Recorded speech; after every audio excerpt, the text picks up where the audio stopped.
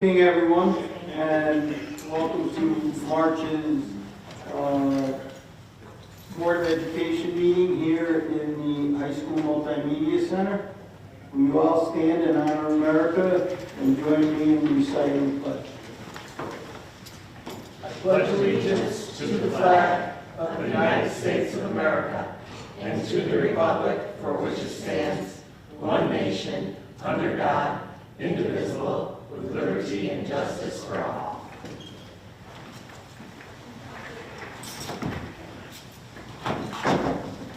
I have a motion to adjourn to executive session for the purpose of discussing tenure reviews. Second. All in favor? Aye. Opposed?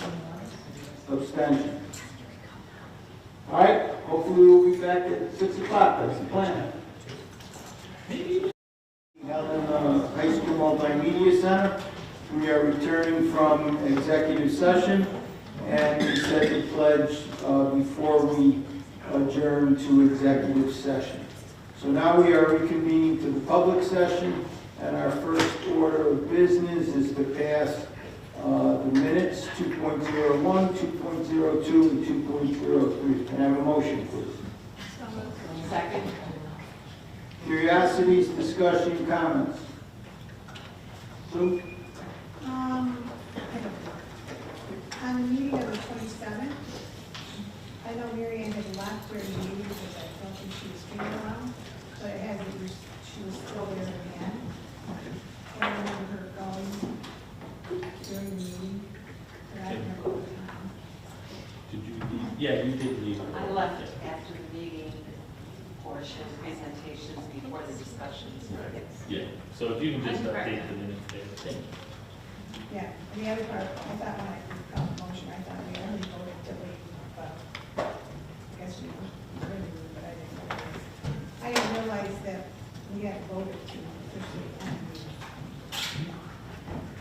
Okay, that's all. I just needed to- Call the question, all in favor? Aye. Opposed? Oh, opposed. Abstention.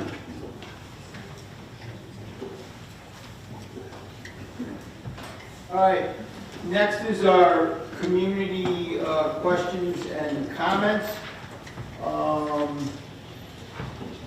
This period will last for 30 minutes unless the board wishes to extend the comment section. Those who wish to comment during the community comments portion are asked to speak at the designated microphone, state their name and address or role, adhere to the 5-minute time limit, and follow Board of Education Policy 2370 for public participation at board meetings. And you can find that policy if you have a smartphone. There's a QR code where our clerk sits at the door and you can take a picture and it'll pop right on your phone. Please note that the public comment period is not designed to be a discussion, but rather an opportunity for the board to listen to your sentiments regarding this evening's agenda. So do we have anybody that wishes to speak?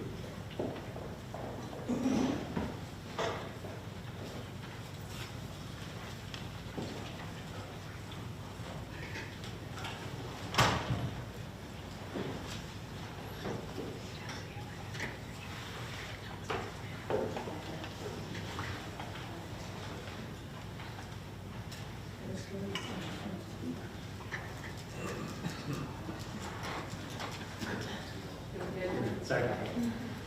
My name is Angie Finlayson, and I reside at 10 Dyer Circle in Elmira. I'm a parent of a junior in Horseheads High School and a super senior who attends Phoenix Academy. I want to take the time to thank the board and the district for supporting Special Olympics Unified Program at Horseheads. When we made the decision to have our daughter attend Phoenix Academy to pursue her CDOS diploma, we were told that she would still be a Raider. However, to be perfectly honest, without unified sports, she wouldn't have any reason to identify as a Raider. As a reference, Unified Sports is a partnership between the state Athletic Association and Special Olympics. Unified is a Horseheads is a unified champion school, and the district identifies these teams as a varsity sport. Our daughter participates in unified bowling and basketball, and her experience has granted her the opportunity to truly feel like a Raider. If you have the opportunity to watch a unified event, you will see that Raider pride is off the charts. As a parent, I'm excited to see that she has been able to add extracurricular activities as part of her high school experience. She has made friends that she would have never known. She's learning how to harness her competitive spirit in a way that's socially appropriate. And she has the opportunity to belong in an atmosphere that is truly inclusive. She is thriving.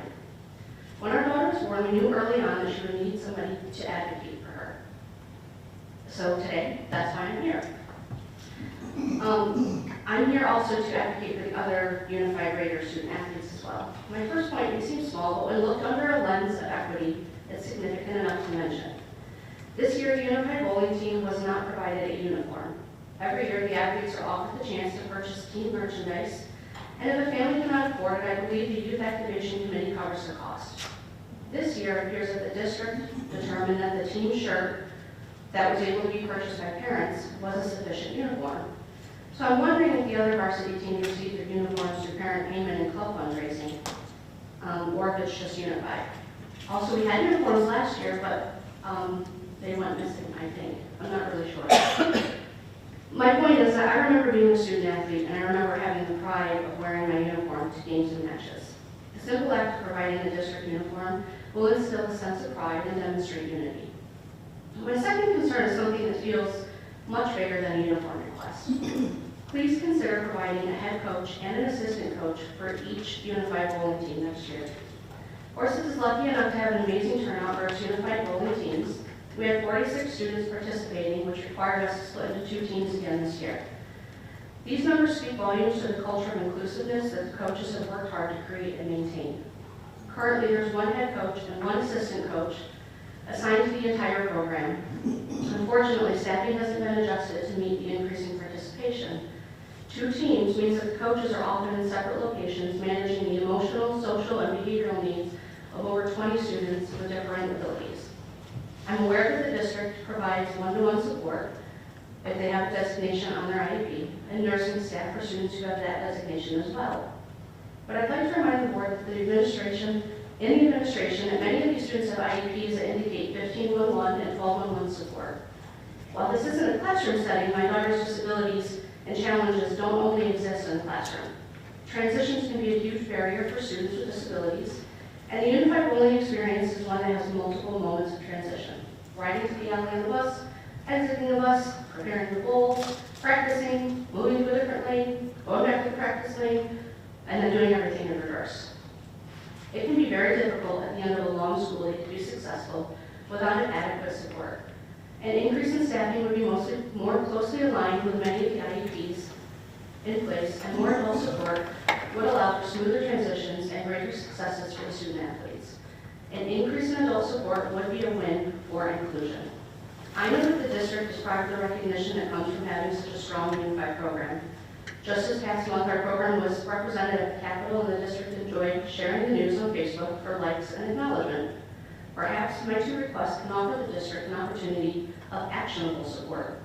Anytime a district is intentional about including students with disabilities, there will be challenges and additional costs. But I have chosen to believe that Horseheads administration is fully committed to remaining a unified champion school and being a leader in this worthy endeavor. Thank you. You timed that perfectly. If I can mention this, normally, Mrs. Finlayson, I was there. I tried to get out once or twice, and I always loved coming to senior night, and then senior night, and my Jersey Year Impact was all in one night, very happy night. But I do know there was no excuse. There was a problem with uniforms at the beginning. The uniforms were not put away the year before the way they should have been. And it was also during an AD transition, so I apologize for that. They will be addressing it, just so that you know. As far as the coaching, that is something that's budgetary. That's why it's here. You had great timing. Yeah. So it's something that we'll take back and discuss, but we are facing a challenging budget. Thank you, it was very nice to have. Anybody else that wishes to speak tonight? Oh,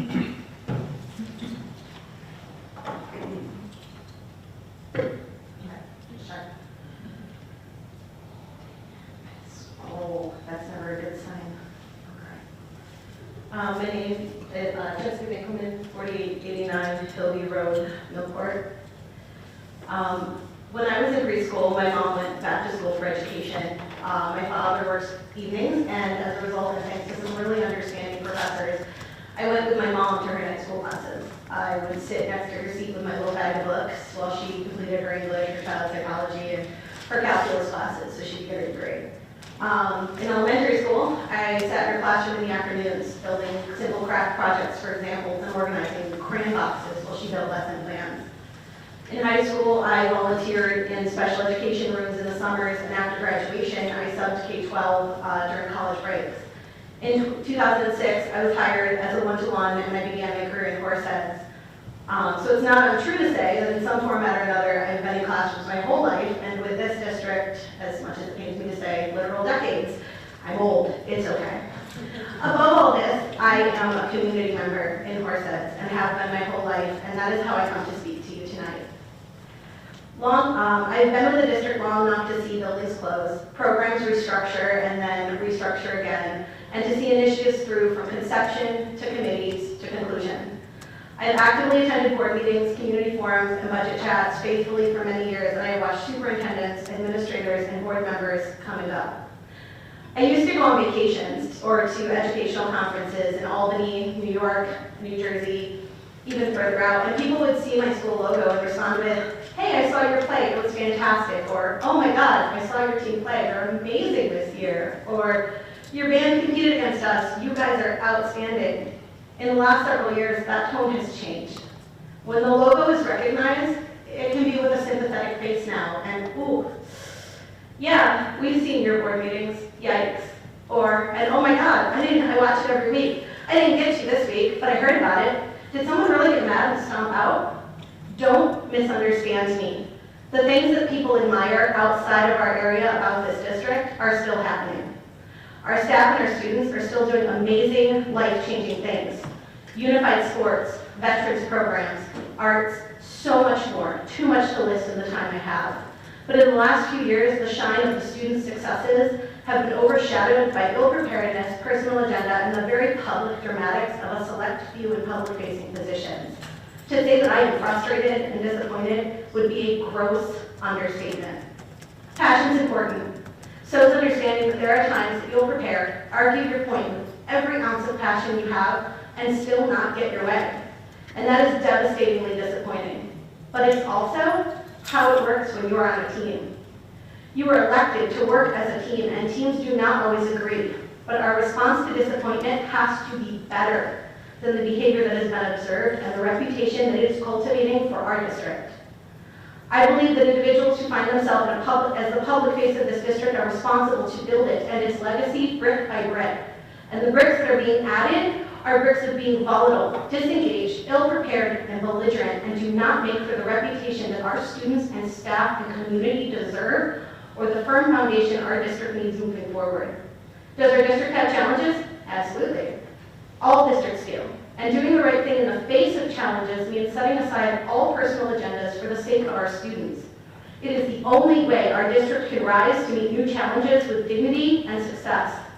I believe in the staff and students of this district. I would not have devoted the time I have and the roles I have if I didn't believe in the district's potential to be a lasting change in the lives of our children. And I also believe that this board has the capacity for all its members to find the professionalism, dignity, and decorum that represents our students and builds the legacy that the Horseheads District and its students deserve. Thank you.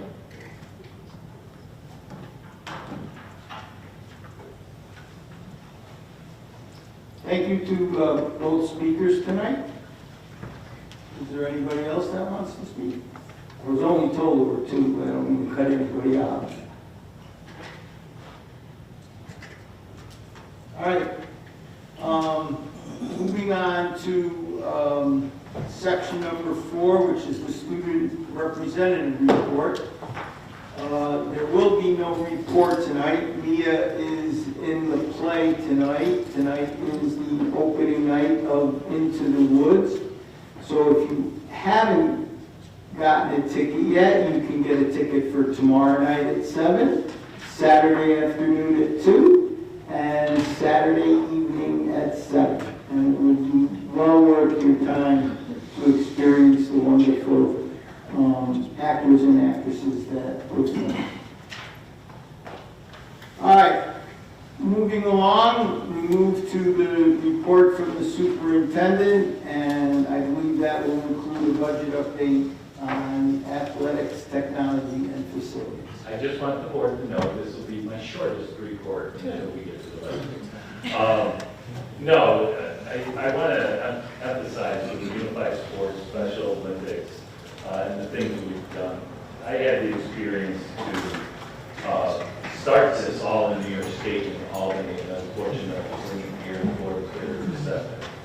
We are growing, and I think later tonight you will see the impetus of that growth, not just in unified sports, but in just about anything we're doing, whether it's sports, athletics, extracurriculars, and our clubs. So that is something good to hear, but it's also something that we have to prepare for, because this is what our students do the best at, is participate, and we want them to participate.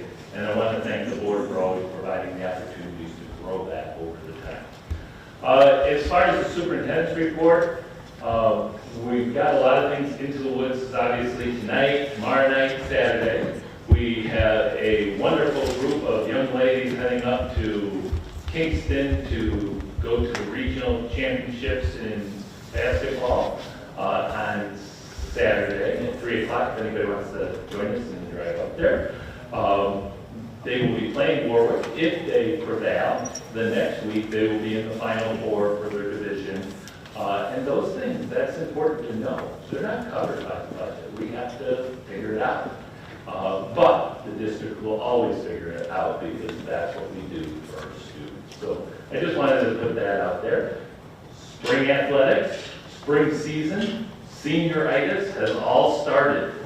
And it will pick up each and every day of this week as the temperature rises, and kick off on Monday for most of the JV and varsity sports. I know that our band will be starting into the parade season, and as we do that, that is the premise for what we're doing tonight. Do we keep everything the way that the community came out and firmly said last year, this is what we need to do to keep Horsets the way it is? And that is some of the discussions tonight that we are going to need from the board. So leading into that, we have a third opportunity for a budget overview that we started long ago in February. And I want to appreciate the familiar faces that we have seen come out, because this is what it's about. Even though there's a video, we really need people to be out and about, because you see only little things from the video. Sometimes you don't hear it as well. You can't see or hear the emphasis of the people speaking, the board, and the engagement. So this is that public view. Officially, we don't have to do the video. We do it, and we're the only district in the area that really does this regularly. So we provide that option, and what we hope is people understand, we are as transparent as it comes versus any other district. That's where I believe in my administrative team does. So as we start this third budget overview of our process, where many have not even started the process publicly, we hit the budget overview, and let me make sure, I usually don't turn this on. And I got it right. The governor's proposal, there's a lot that's going to happen to make soup between now and the end of March. The governor's budget proposal increased school aid by $1.6 billion, or 4.8%. Foundation aid increased statewide by about $1.5 billion, or 5.87%. And unfortunately, Horsets is one of the 300 school districts that received the bare minimum increase of 2% of 549. That doesn't even keep up with the rate of inflation, and you'll see that we've talked about that. All districts are guaranteed a minimum of 2%. Notice we're at 2.02, they were really generous. Now, there is legislative advocacy. I've returned from Albany. There is a push to at least add an additional percent minimum. I can't say how much that is, because it could be anywhere from 0 to roughly about $200,000. We'll take anything we can get from the state at this point. So we have to watch that, as well as what they're doing with electronic buses, what they're doing with regular foundation aid, or are they going to take something away? We've been told that they will not. The big thing is there's no proposed changes in expense-driven aid, which means like our categorical aid, it is what it is. So that we don't let them touch. Universal school meals is actually being ramped up by, I believe, the governor and the assembly and the Senate. However, with the elimination of the Department of Education and what's going on in the federal government, we're just notified today that they may be shutting down the food program, SNAP program, depending on what happens at the federal. So that may impact people out there. We don't know because officially New York State is trying to take over that program. So I think there's a push me, pull you situation. We actually are looking at, and we do already, what the state's major initiatives are. Portrait of a Graduate, we've already been well on our way, as well as the science of breathing. And that's our curriculum. That's one of the major things that you've been hearing about and that we've been doing. Teen mental health and first aid training initiative is in the governor's proposal. Obviously, do I have a student here or anything? I was graduated in 23. Oh, do you have your cell phone on you? Yes. Would you want me to take it away during school day? Thank you, I appreciate that. Pretty easy when you got stock right here, no problem. But there's the distraction-free learning environment standards. And what that means is the governor's trying to propose a bell-to-bell removal of learning devices or cell phones. It's really does the cell phone thing. The legislature and assembly is taking a little different tack on it, each a little nuanced. They don't believe it should be a full ban, and they also are trying to say that we should decide how we're complying with their requirement, not just the government.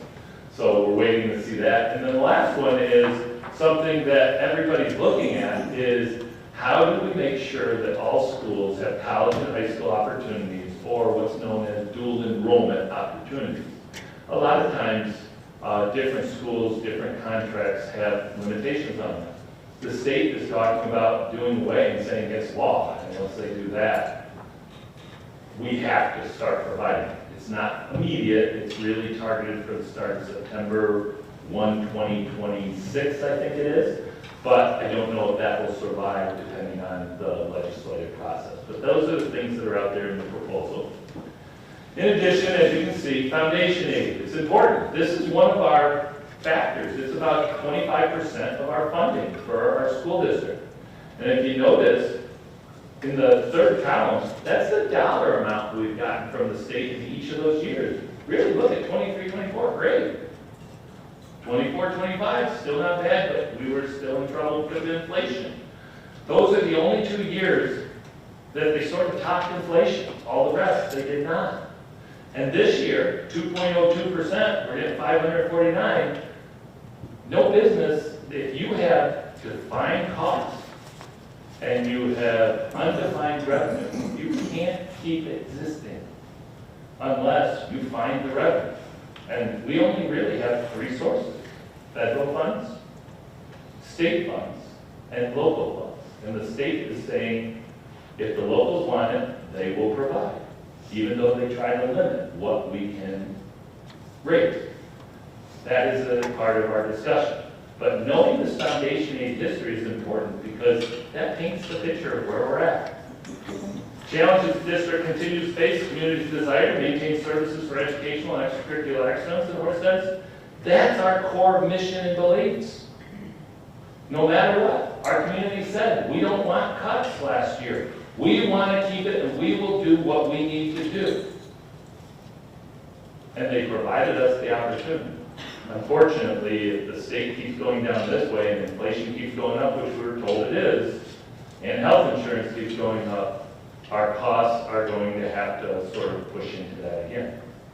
We have ongoing inflation pressures and health insurance costs. We still have staffing shortages. That's not necessarily due to any one cause, but the people that over the past 12 to 15 years have been told, don't go to teaching. And that's sad because that's part of our staffing shortages. Changing retirements, although we understand as administration why the state wants to do that, doesn't mean we agree, but that causes staffing shortages.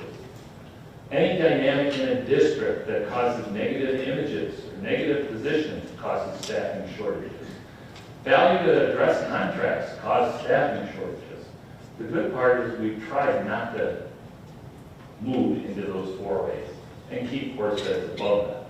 We are having challenges and we have to address that. We have continued rising costs of BOCES, no matter what. If we don't have control of it, we don't have any say, BOCES passes along and our boards only pass one portion of the budget because their budget is not approved by the voters.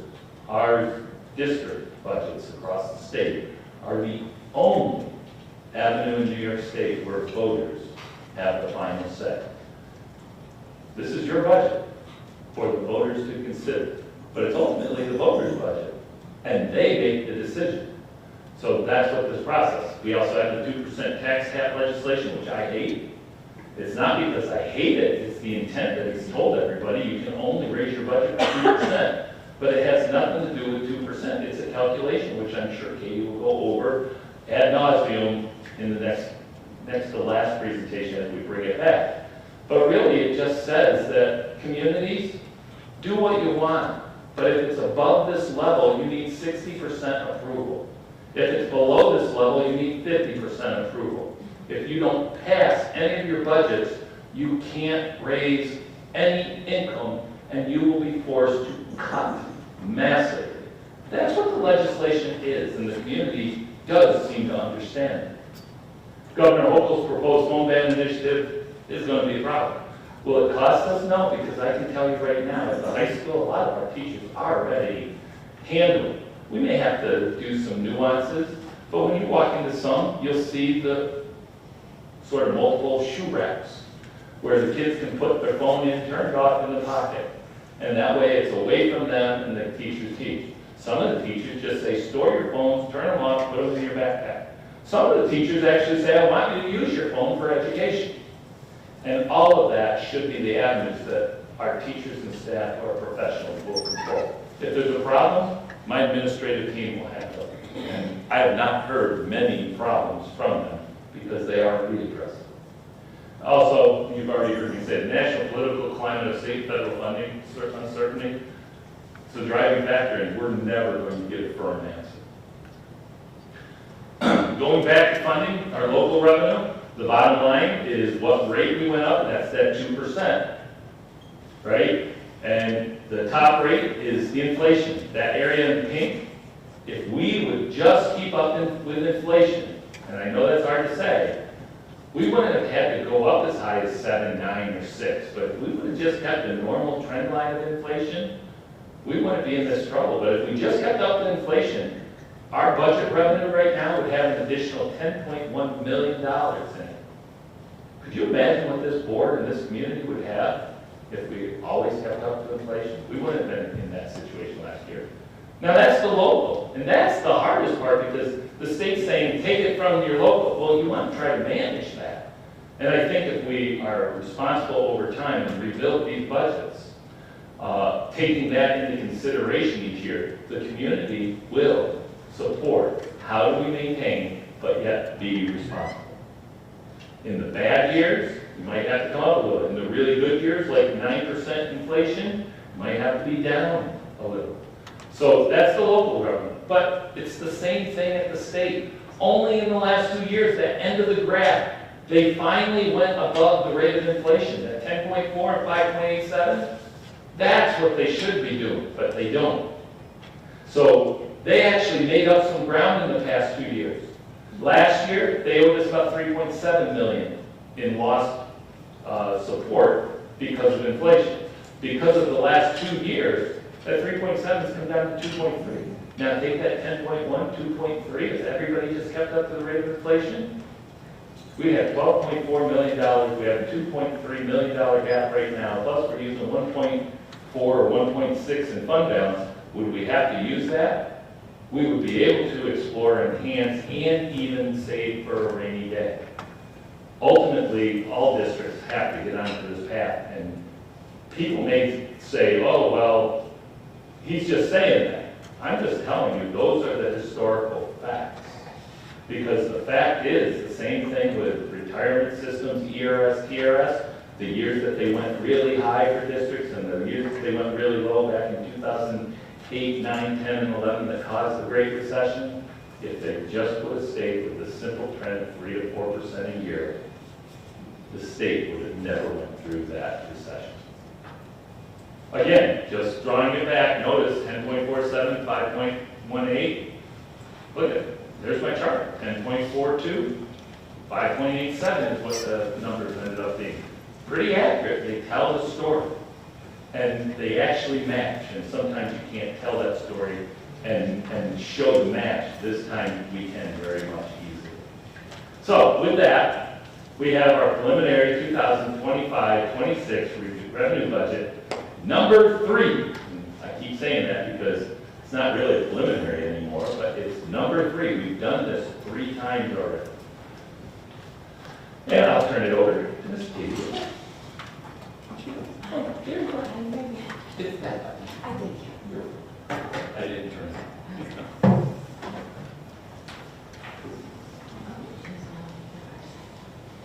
Okay, so I will also be relatively quick tonight with some updates from the last time, but we'll get through the 3 departments presenting tonight. Caitlin's going to give us a benefits update, and then we're turning it over to the board to have a discussion on where we want to go from here. So project the state aid for 25-26, same information that we've seen before. The nominal increase in foundation aid, as we all know, as we've discussed in the past, is certainly not enough to keep pace with a budget of our size. The expense-driven aids are down due to the budget reductions we made last year, the budget balance, or budget last year. Oh, my goodness. So state aid is not much of a help to us this year as a whole picture, and actually a loss of almost $300,000. Tax cap calculation that highlighted is the 2% that Tom was referencing. The capital exclusion piece, recall that's where our capital debt and aid are netted out to calculate the local share. So based on the numbers as we've seen them all along, we have a levy increase of $3.4 million or 7.12%.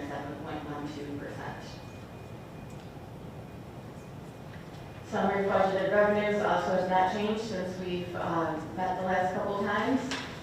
Just want to point out again that total change at 1.38% is a difficult number to work with when trying to balance the budget. Expense budget, just a reminder, these were what, the work that's typically done during the budget process that was presented on the 27th. So just a reminder of, this is a list of some of the work that was done that's necessary to be done, albeit not an all-inclusive list. This is more of that work that has been done since we last met. I'll go through them with you quickly. Facility summer labor was increased by $70,000. We have a lot of work to do this summer with room movements, Bridge Road, Center Street, moving administrative offices. So Mike is going to need some additional support from his summer team to get that work done in a timely manner.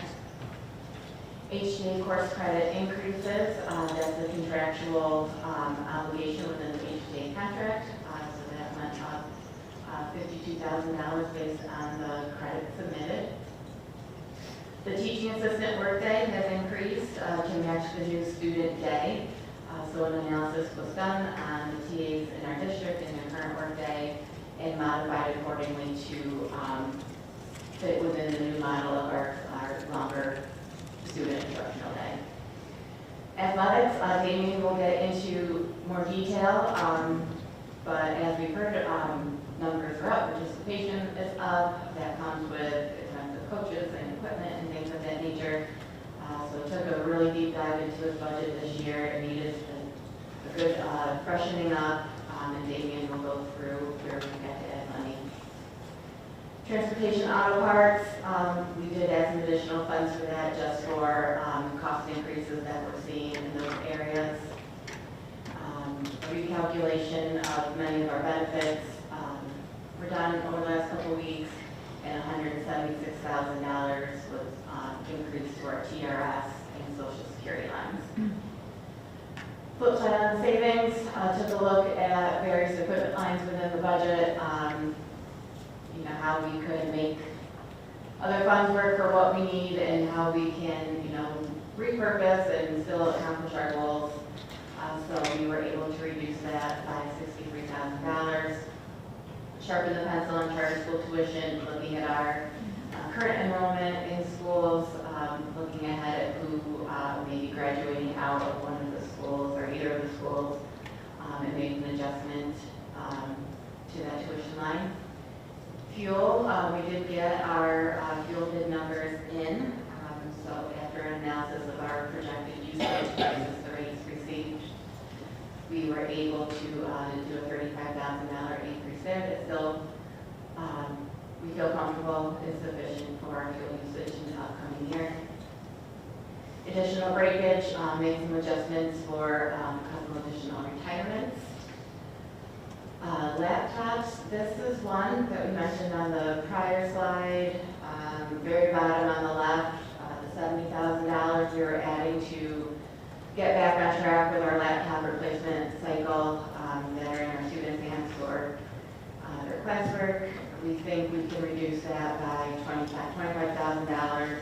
Still be okay with the understanding is it is still stretching out that replacement cycle, which, you know, we'll have some older model laptops still in the system. We received our rates for our employee healthcare contributions, applied that to, as they apply to the various contracts. So we will be collecting an additional $200,000 from our employees as their contribution towards our healthcare. And then fine-tuned our workers' comp, our healthcare buyouts, and our health administrative fees that we pay ourselves for the administration of our plans by $70,000. So again, by all means, not an all-inclusive list, but what's been done since we last met. Just a reminder, these were the considerations that we had discussed at the last board meeting, the ones that the administrative team has prioritized, discussed with the board to see if they had any feelings about shifting things around or removing or adding. And we came to a consensus that these are the things that we value and we'd like to continue to explore if we can make these happen. These are now in the budget. When we left the meeting, we've identified these. My plan was to put them in, see what the budget looks like, and then make decisions from there. So these are now all in. So with all the changes that I mentioned, just, you know, that course of business, you know, this is the work we do every year to finalize the budget. In addition to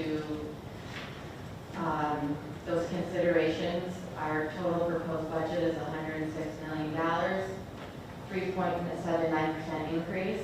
Again, this includes those considerations that we just talked about. And I just want to harken back to our increase in revenue, the 1% and change. We have a budget change of 3.79%, which is reasonable. That is well in line, good increase in the budget. It's a stable amount, it's not an unreasonable amount. Unfortunately, with that 1% in revenue, the ends are just not meeting, even as reasonable as this budget is. So our gap, a little bit more than where we left off. 2.4 million, we were around 2.3 and change the last time. So $100,000 and change more to the gap. So pretty neutral, I think that is, you know, a neutral position.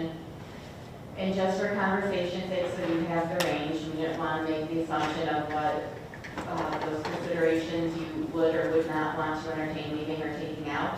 So to give you that range, if they all came out, the gap would be $2 million versus the 2.4. So again, they're all in there and they're all out in the second line. So that's the discussion point for tonight. The budget also includes those items that we typically use as tools. So the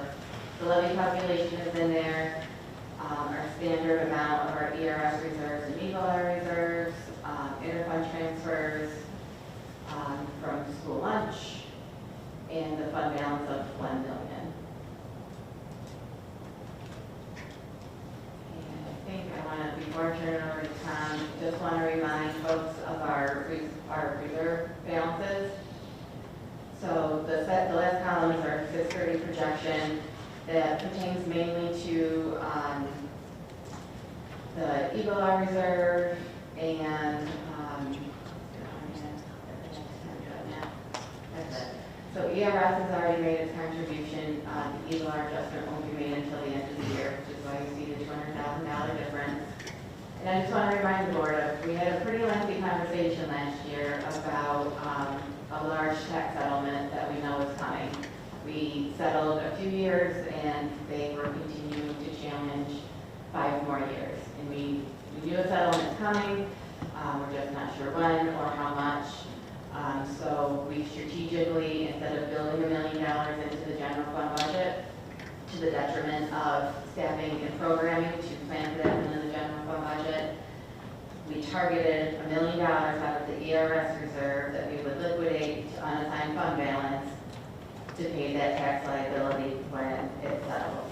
I will say settlement conversations are happening, they are moving. I would not be surprised if a settlement is reached amongst all parties in the next month or 2. So that would be our plan. So when we talk about tools and what's left and what we can do, just keep in mind that $1 million from ERS is earmarked and frankly off the table.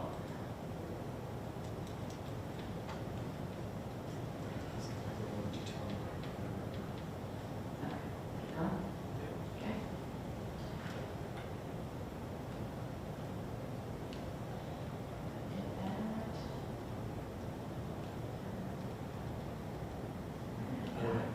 You're going. Happening. You're rewinding. I am rewinding, I don't want to go backwards. An update on our bus proposition. We last talked to you about our proposition would be $1.6 million. After more discussion with our bus vendor and all the economic things that are happening, there are expected to be cost increases to the buses that the bus manufacturers will be passing down to us. So we added roughly 20% to each bus, so $1.9 million is what we would seek to borrow. We don't necessarily have to borrow the full amount, but we need that protection just in case those costs do go up. Just so the board knows, Katie was very kind in saying the 20%, right? Where are buses mostly made in this area? Canada. Somebody got that one? But that's the hard part. Now, we're not to exceed that. We're going to try to do the best we can, but unfortunately, you're going to see the impacts rather quickly of certain things. With the buses, we know. But because they're on state bid, officially, they're supposed to stick to the prices, but because of the thing called force majeure, it's out of their control. So they will be able to adjust their bids. So we didn't want to go out with one and then not be able to deliver. So we had to make the adjustment because you do vote on that resolution tonight for public notice. And one thing to note, so when you read the proposition, the word 7 does not appear within the proposition. It's $1.9 million to purchase school buses.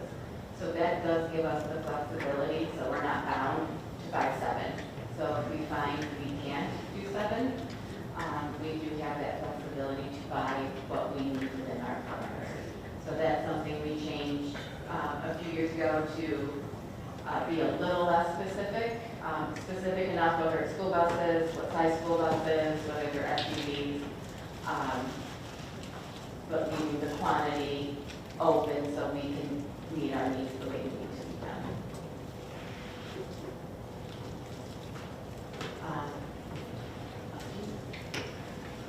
All right, we're coming next to briefly is an update on this particular slide.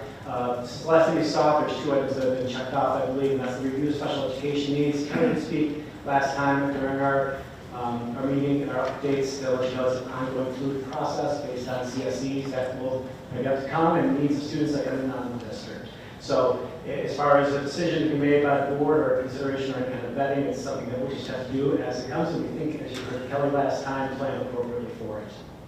The other one, review student intervention services, I will be discussing in 2 weeks. We do have some plans in motion, but with most things, we want to make sure that our staff are involved and have conversations with them to understand what's happening and how that's going to play out. So we do have a plan for the student intervention services, and I'll be presenting on that in 2 weeks. The 2 outstanding items, the tennis court repairs, we do have meetings coming up to discuss that further and what that might look like, and how to address the situation at the tennis courts, as well as the parking striping that's required for next year at both the ISMS back lot and then the high school, when we have the buses and how they'll line up. Some changes of construction, and then that needs to be addressed. So more to come on those 2, and I'll present on the intervention services on my presentation. Oh, I'm sorry, the science case might not have been checked off. We do have some information as well in 2 weeks on that. Tiffany, your team have been working through that, and we'll have some information on it. We expect some cost neutrality in most of those items, if not savings, I hope, but definitely some neutral costs as we shift things from BOCES coaster to in-house, as we talked about a couple weeks ago. Just some quick clarifications. Last time we spoke, there was a question. We had a question come in from the field about, is the district no longer going to be participating in wraparound care? Because commentary was made about before and after school coverage. We are participating in wraparound care. Like I said again, the district is still continuing to, we're not going to take over that job. We are talking about the supervision of students in the AM when our doors open, to which time we exit them out to the bus and to the parents in the PM. With the shifting of the buses and the times, we currently already do this. We have teaching assistants and others that assist with the pickup and drop-off routines. We were just making sure that everybody's aware. It's a consideration as we look at new bus times. We'll have to adjust those. It's not the intent for the district to take on additional work to provide wraparound services. That's not what we're referring to. We're just talking about supervision when our building is open and we're through providable dismissal. Secondly, a question was asked about the speech therapist salary line with a large increase. Didn't sit well with us either. We wanted to look back at it and see what was going on. That was a BOCES pullback. BOCES had that service. They were providing that service for us, although if I remember, Kelly, they did not hire somebody. We had difficulties with them finding somebody for that service, so we made the decision to bring that in-house at a full FTE with a pretty much neutral ad. So that ad was actually from 7 FTE to last presentation 8 FTE, and that line is an additional 1 at a reduction of a BOCES service. So for clarity, that's why we see that additional. It was actually an additional FTE, take that from BOCES, and we had to because they could not find some of the service. Information was requested about the assistant principal responsibilities and the dean of students responsibilities. My team put together about 101, and they stopped different items and skills. I've been able to kind of put them into these buckets here to show them against each other as far as major tasks. Obviously, the 12-month, the 10-month employee status, the contractual obligations of workday. Student management both take on, of course, the principal, the assistant principal can take on, do additional duties beyond that, whether it be overseeing SIM teams or more 504 duties. More formalized processes would go into the assistant principal, and the team will not be able to do that. Any supervision, clerical, TAs, teaching aides, teachers, speech, psychs, social workers, all could come under the assistant principal in some supervisory way. A dean of students could not supervise employees, would not be allowed per the contract, and it would be of the same contract actually. For the teaching unit supervision. This supervision goes beyond just your formal observations. Let's keep that in mind. We're talking about the day-to-day nature of this work, whether it be the modeling and coaching of a new teacher or a teaching assistant, that day-to-day or bringing on a new clerical and supporting them in that work, that would not fall within the responsibilities of dean of students. So this is the water cooler conversations about instructional practice, all the way to the formal observation process. Instructional leadership, you've heard my team present on MTSS and the work that our principals have been doing with their staff, the staff chats, and our staff meetings. That's not within the job description of the dean of students. That solely could be the principals and assistant principals in their work. Obviously, not being around the summer, the logistics I go through and creating, getting our buildings ready for the September.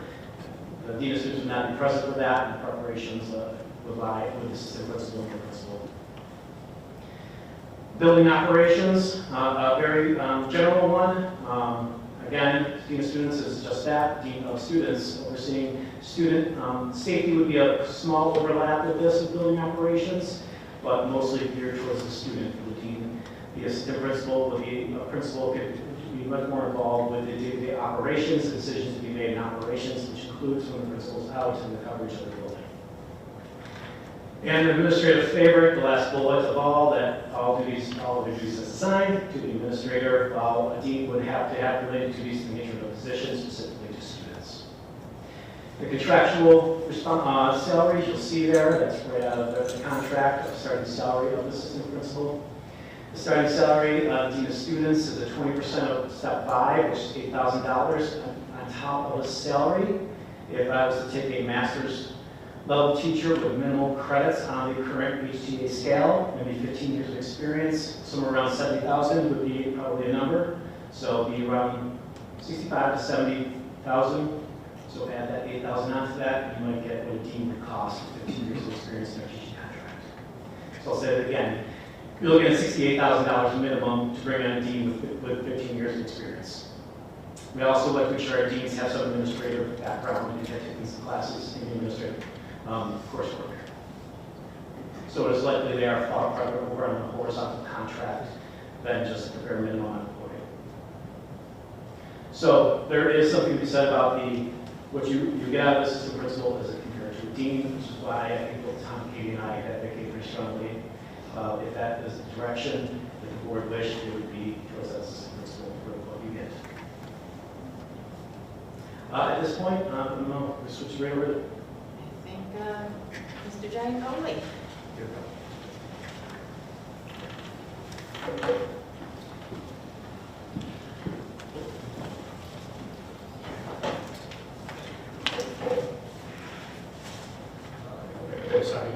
No, I'm just gonna, because every time I set this up, it's at everybody's forehead, so I figured just hold it in my hand for that. Good evening, I'm Bill Giancolli, I'm the Director of Technology here at HCSD, and I'm just going to take you through our budget, some of our notable points. So looking at our technology department overview, and you look at the categories there, as you can see there has been a jump in the salary. The salary includes myself, my administrative assistant Kelly Camus, and our new addition, the bump is Mr. Michael Rodeball, who's sitting back there tonight. He is our team lead. He's been a great addition. Over the last 5 years, we have had about 18 different technicians come through our district. This revolving door can be very problematic to try to keep processes in place and systems moving forward, and not to mention the loss of knowledge and having somebody else come back in. By bringing Michael and his expertise everywhere from working at Corning and other organizations doing IT, he's able to kind of give us that linchpin for that revolving door to be able to help train. We have a new technician coming in about a couple weeks who is replacing another, and we have a technician that just started a little while, and Mike took them under their wing and takes them under their wing, kind of takes them through the processes, kind of keeps so we can have some consistency amongst our team. So that's been a very valuable addition to our team. Our equipment is going to stay flat, and we're going to talk more about equipment when we get to the policies line, but that equipment line goes from everything. A lot of that equipment line can be everything from what I'm holding to microphones on your table to the projectors to laptops that are needed throughout the district. Supplies. Our supplies did increase. As we go to one-to-one, we are now putting computers in the hands of students, and they are mobile. They are going home 7th through 12th, and to a degree, sometimes 5th and 6th graders do take them home, but not often. But with that comes the mobility of that laptop going back and forth. There is some wear and tear And that's everything from replacing the keyboard, those little keys pop up, I can't speak to my friends, I like to think I have delicate hands, but these fingers are not great at popping those little keys back in. Usually when a key is popped off, we have to then replace the whole keyboard, and we're looking at a $50 kind of swing there. We do try to encourage the students to take care of them, but accidents do happen. We do try to help with that. We do a lot of repairs in-house. Our technicians, once they come in, they do go through training through Dell so that they become Dell certified so that they can actually do the repairs in-house. With that comes a load of supplies, but those supplies also include cabling, Cat6 cables, wireless access points, all the peripherals you could possibly think, from mice to monitors and to keyboards. Whatever we need, generally there's quite a bit. HDMI cords is a big supply one. We're always in the need for HDMI cords. Our contractual services is kind of an interesting one. So every once in a while we come to a technology problem that we have to bring somebody else in. It was mentioned about the aging signs out like middle school and high school. These are signs that are generally of antiquated technologies, such so that our technicians aren't always have the know-how to actually fix these. So we do bring in these contractual services to come in.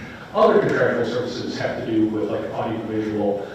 A lot of the audiovisual equipment is proprietary software that has to be done with that company. So you do reserve these funds and have them come in. We had an issue with some proprietary software over in the cafeteria of the high school. We had PCC as the company we generally contract with. They came in and they were able to get in there and do the programming that was needed to help resolve our problems. So then the BOCES line is the one where that's a lot of where our meat and potatoes lie. And I'll kind of break that down in a little bit more in depth in the next slide. Oh, I forgot there's animations. So when we think about BOCES, we kind of look at them in instructional, operational, and support. This is the three broad categories we try to look at BOCES. When I'm working with BOCES, there's a lot of advantages here to separating them out. And this is how the aid sometimes work. There's certain equipment that I have to buy that has to be under a instructional coaster. So a lot of the hardware that would fall under instructional are the student laptops, classroom laptops, the desktops that teachers use. Lab desktops, we have 2 labs in the high school, so all those desktops can be purchased through BOCES to help get some aid back. The Promethean panels, providing one for all the classrooms, being able to purchase the BOCES and help get that aid back again is money well spent and smart money. And again, we can also do some of the accessories within there. Some, like a card, like a mobile card for laptops, can be sometimes considered, they'll say it's instructional, you can get aid back, but sometimes not. That's one of the things we work back and forth with BOCES on. And then software, we use a lot of softwares, a lot of cloud-based softwares. And this is everything from Canvas, Puzzle, Quizzes, Adobe Creative Cloud, and Renaissance Learning. There's just a few of them that we are highlighting here, but we do have many softwares that we do purchase through the 512 coaster through BOCES.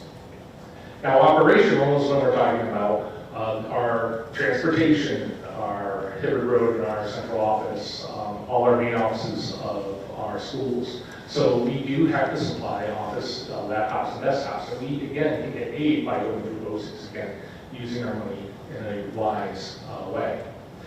But also in operational, we have to talk about networking equipment, servers, switches, access points, all these things that are kind of keeping our network up and running. We do have to purchase security cameras, one of them. We also run our printing leasing through BOCES. Again, software, we do have a lot of operational softwares that helps keep the wheels moving. Whether it's school tool, data automation for our security cameras, just for numbers, Mr. Coughlin can probably speak to this, we do have over 500 security cameras around the district that we have to keep up and running. And they all have to do with digital services, so using IT. That includes Siemens, our lighting, and our heating as well. So having software through being able to purchase the BOCES and have some support through BOCES is a big benefit. It includes school tools and also just our Microsoft licensing. Being able to have all our students have a Microsoft profile and have access to all those apps is very important. And finally, support. We are purchasing a lot of that money that you saw on that first slide is going to the support. So we do have one BOCES coordinator technician / technician. He acts as kind of our liaison to BOCES and helps work with the telecom teams, takes on some projects off my plate to help out coordinating some of those efforts.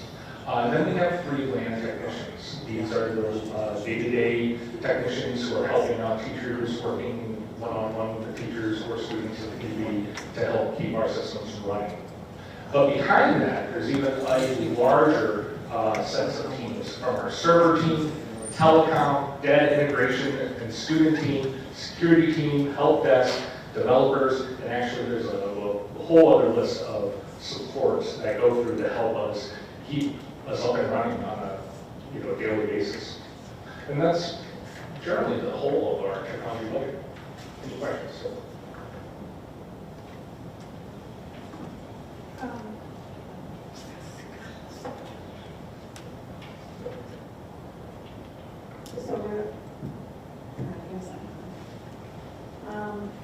So you have an increase in the budget, and Katie is, what they're presenting to us tonight, is there increases in the budget, like, what this figure is in our budget now? Correct. That's what I want to know, as I say it the right way. Thank you. These departments that are presented tonight are in the budget. With the current. Bill, if I could put you on the spot.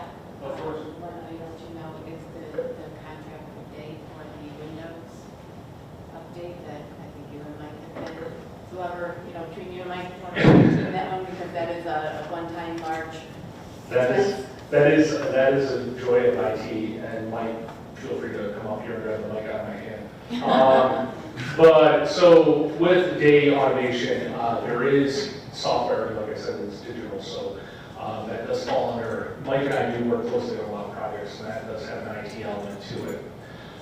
It has come to light that day and some of our badging software can only go up to Windows 10. We are now into Windows 11.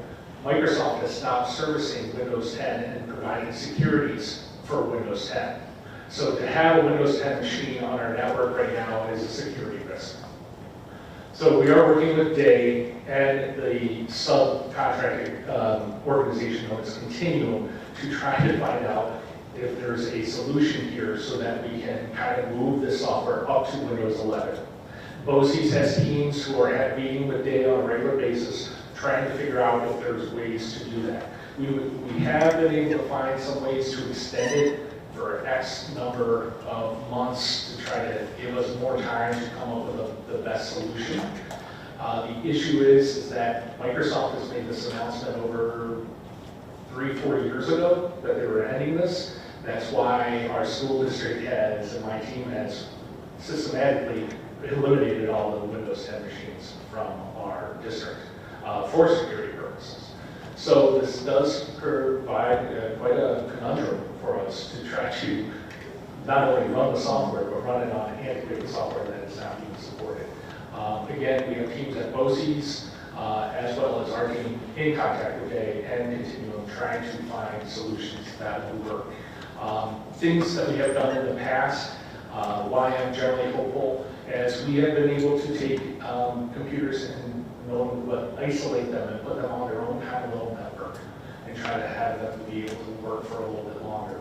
But it is something that the time is ticking and we do have to make some kind of action soon. And just to add to that, so this impacts all school buildings and the transportation building. So those buildings that currently have active capital projects that are still open have not been officially closed out. We are running this upgrade through those projects to alleviate the general fund. So not all buildings are included in this. So I think the total contract is maybe a little over $100,000. We're planning on 80 within the general fund. Yes. Thank you for the presentation.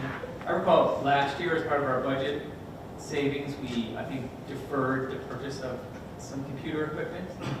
And I'm curious with what's planned in terms of the numbers you just went through. Will we be able to maintain our current approach toward 1-to-1 in the grades where that's applicable, or do you see us falling below the standard we're trying to maintain from an equipment availability perspective? I'm trying to contain my sweat.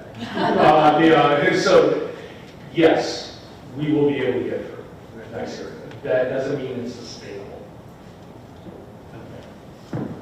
Last year, as part of our budget development, Bill took an exercise to flatten, so we didn't see huge increments in one given year, like $900,000 need to replace thousands of laptops. So he was able to plateau and flatten a lot of our purchasing. As we take another year's reduction, that does hinder that plan of rephasing. It might lead to down the road requiring a little bit more rather than a consistent budget, adding additional monies to make up for years lost and computers lost in the cycle. So as of right now, we're okay, but sustainability. But as I mentioned, his team put together that list to say, okay, we can fix our number every year on equipment and get in a nice cycle. And this gets us a little bit out of cycle, and we'll have to make it up sooner or later. Thank you.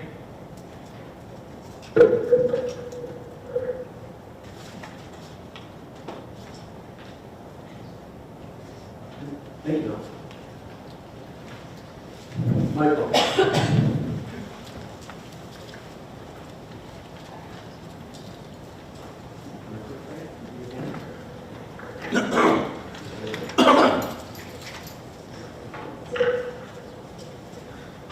Good evening, Mike Coughlin, Director of Facilities for the district. I'm here this evening to give you a Facilities Department overview. 2024-2025 salary for, hold it on my chin. Yeah, absolutely. All right, but I'm going to get through this. Last year from $2,823,571. This is pretty much all contractual. You'll see for 2025, 2026, $2,964,015. On the equipment and vehicle side, you can see an increase on that from the 88,211 to 261. We really took a pause last year. Tough budgetary years. We didn't buy vehicles. We worked well with Jason to maintain. And part of the budget process last year, we really took a pause.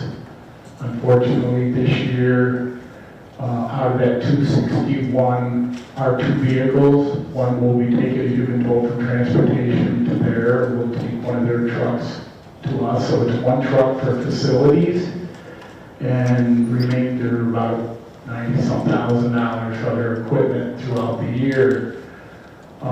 This could be anything from maintenance equipment, floor machines, things that break, anything that would fall under equipment that would be needed in the procurement process. So there's about $90,000 for there. We actually did take a step back to get ready for this. On utilities, I want to talk a little bit about that. We did budget last year $800,000. We are proposing $960,000 this year. I'm very fortunate. We'll talk a little bit more on our BOE services, but we were able to secure through a grant, Dan DeLorme and the energy. Our consumption's down. We can go back and baseline over 20 years. We're using less energy than we do prior to bringing climate control into the buildings, prior to putting lights on the stadium. I did a case study just on the high school. Consumption is down, and we did not make these investments in LED lighting, new boilers, and other means of reducing our energy consumption on our energy manager. Where it's something we cannot control, and one big part came up from earlier on energy budgets that you've seen just 2 weeks ago. Mr. DeLong found on his own website, Bill, you guys can look for a new fee, a securitization fee, and he was curious at home. Dan's a a nerd when it comes to energy and looking, but he had a fee on there.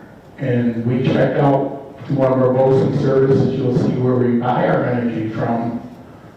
What's the fee on residential? Well, we see it on commercial, because we've not seen it on any of the school bills. After talking with the BOCES, they thanked us for bringing this to light, because this will be, yes, we get to see it, you see it on your residential. But what that calculates out to is, for the next year, for every 600 kilowatts that we use, there will be an extra $10 fee. The years following, there will be a $5 for every 600 kilowatts that we use. This was a new fee that we didn't even see coming. But in dollars amount, that was $75,000 in this increase you're seeing. The other we cannot control, we go out on our energy, is delivery charges. Electric is skyrocketing. I'm going to tell you there's a big differential between what we use in natural gas and electric. It's the delivery charge. They just had a rate increase. They agreed we cannot control it, but that's something that's a real number. I do want to just stress, though, I think it's very important. Definitely adding Dan on for the amount of time of this grant, and what we do with energy, our consumption is lower than it's ever been. It's just our cost has gone up. So later on, we'll talk a little more on that. OC services, what that pays for. So there's a why we're seeing that increase, and I feel good on the number we put. Contracted services, 439 to 660, and then for next year's budget proposal is 465, 160. My budget's broken up a lot between contracted services, which is anything with labor involved, and supplies you'll see next. You know, the increases that we've seen on that's brought that up this year is some service contracts on our HVAC controls. We have chillers, we have more services, more square footage. But that was increased. One that really took us back that we couldn't quantify that everyone in the room had was the new sewer tax. They told us last year on your residences, the upgrades they've done in the county, we can't control. We really had nothing to trend or base this number from until we just started getting sewer bills this year.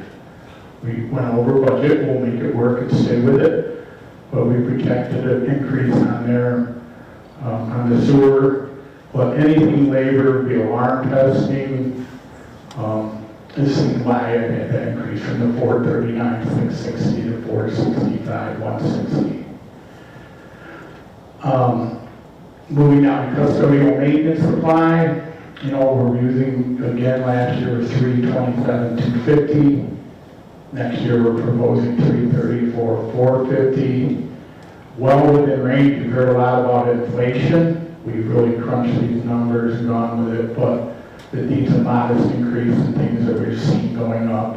Not certain where the future holds. The BOCES line item that you're seeing on there, that's just a service that we pay for our energy, OC and BOCES that we talk, so there's a fee involved with that.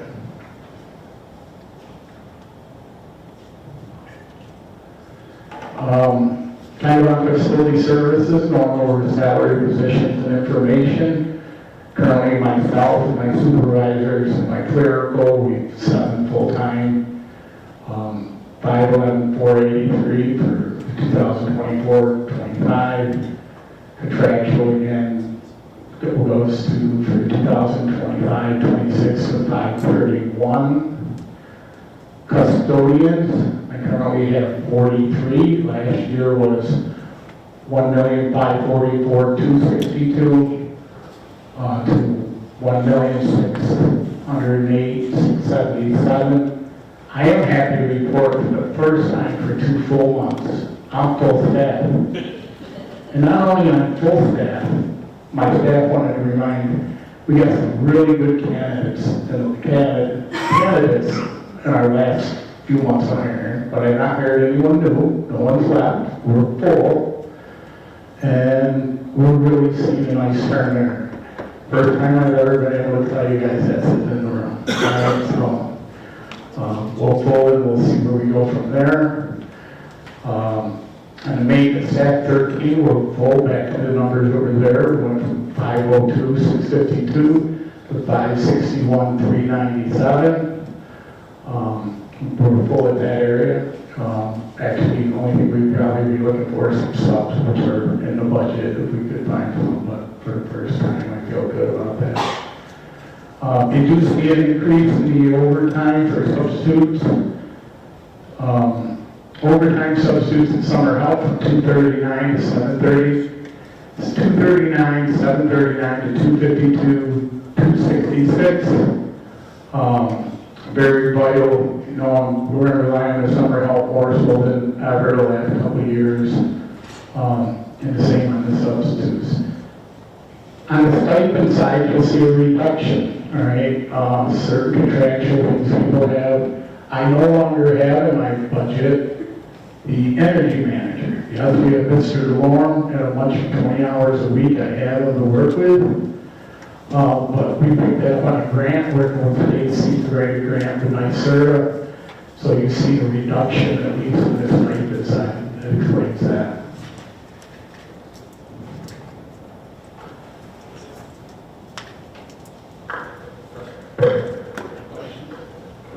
Thank you.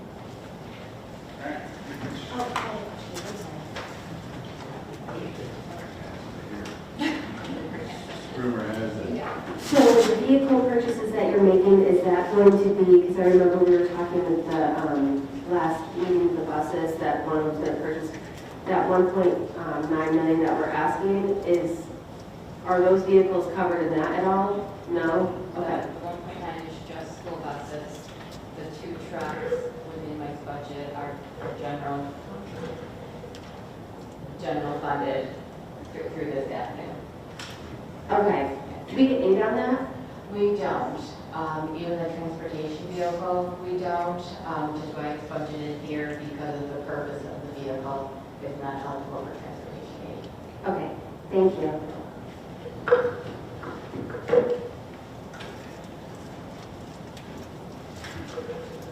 Good evening. I'll try not to be too loud. I tend to talk loud when I get in front of a public speaker, so I'll try to soften my voice as best I can. Damian Sachs, I'm Director of Athletics and Physical Education here at Horses. It's my first board meeting with all you guys, so it's really glad to see you all and smiling faces. I hope it continues.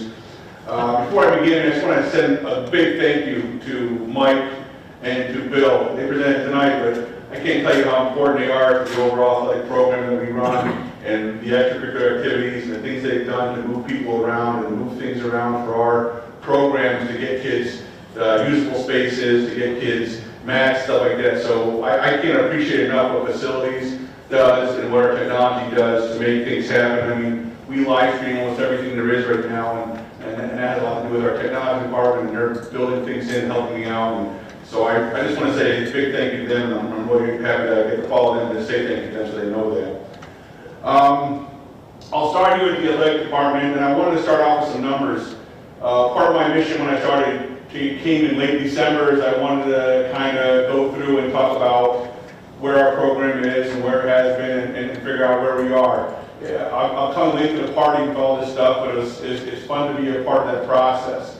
If you look at, yeah, I'm pretty good at this stuff. Yeah.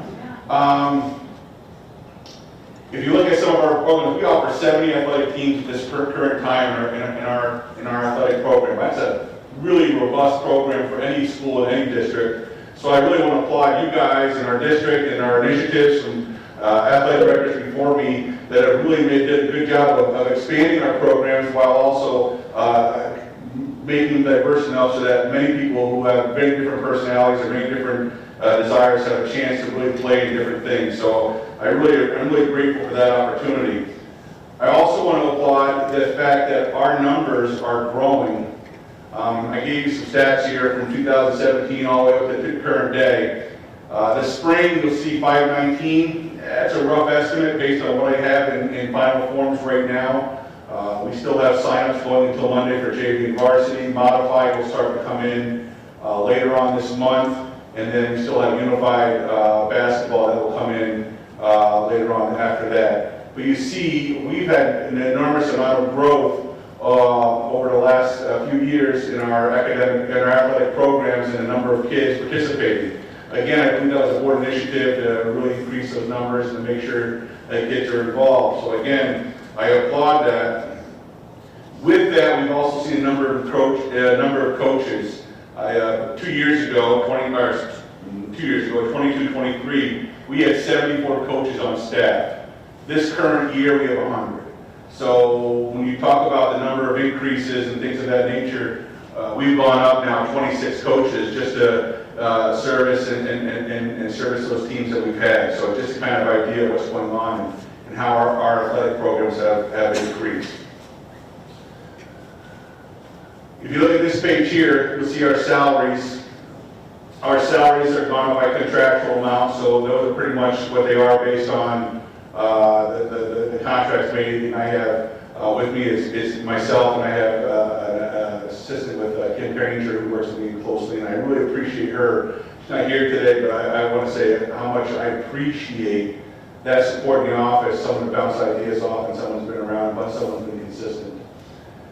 Contractually, you're going to see a big increase. There's a couple reasons for this big increase in contractual. One, my predecessor did a great job of setting up a code for postseason play, but we didn't have any money in it at all. It's always money that we pulled from somewhere else or was found somewhere else within the district as that postseason play started, for coach buses, for team meals, for hotels, and things of that nature. So we developed, or I say my predecessor developed a budget for it, and I'm filling it in as we go. Today, right about now, with our girls team going to Kingston this Saturday, go Blue Raiders, hope they win. We're about $20,000 roughly in just postseason expenditures, just between the fall and the winter time. So we're trying to game plan that money into somewhere where we don't have to take it from somewhere else or find it at the end of the season or at the end of the year. And we just haven't done that before. Other things that have come up about that are you're going to find things like helmet usages and things of that are more expensive equipment that we have. Those things to recycle them, to replenish them, to get them reconditioned so they're legal to use also increases our prices too. So those things are all you're going to see go up also. Our referees and officials will see that go up. That's based on the contractual thing. We've been really close last few years, sometimes a little bit of a deficit. If you go back the last few years in our officials, so we're trying to rectify that so that we're not in a deficit come the end of the year in June. So we really rectified that and applied Katie and Tony and Tom and all those people who work with me and really look at the numbers. Again, as you get in this position, there's a lot of different places you can find things. And as I go back to reconciliate things from a few years ago to current date, sometimes it's a little confusing, so I really appreciate their help in all this stuff. Supplies, we did a great job. It's pretty much the same. We reduced that a little bit. I think we had some stuff that we had left over that I don't think we need to buy or get, so we reduced that number pretty comfortably, and I think we'll be okay. Equipment went up. Again, equipment comes into anything that, from what I understand, is that over $500 budget thing, which is a crazy number, but when you think about things like a helmet's almost $700. You want to buy a helmet for a football team, a good one, depending on how you get it, if you can get their discounts. So when those things go up and our participation numbers grow, we grow. This past year, we had to modify a football coach because we had more modified numbers, so we had to get a bunch of helmets in.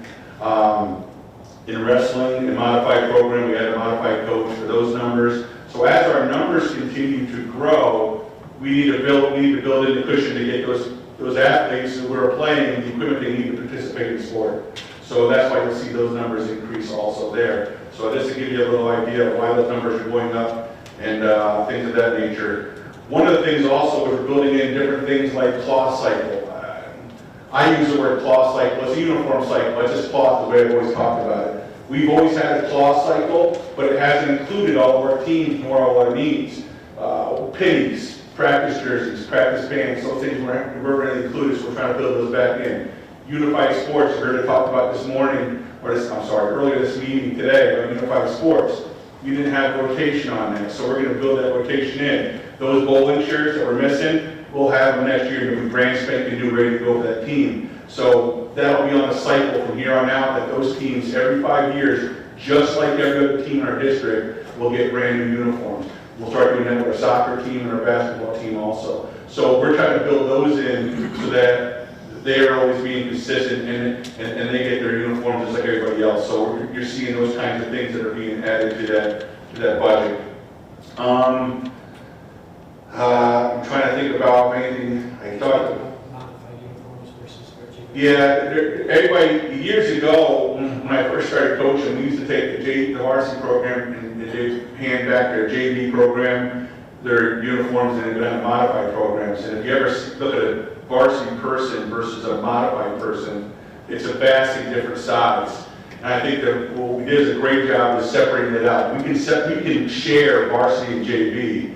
You can't share those with modified. It's just impossible. So the advent of bringing that cloth in and making sure that we pay for that, make sure we get those uniforms set up.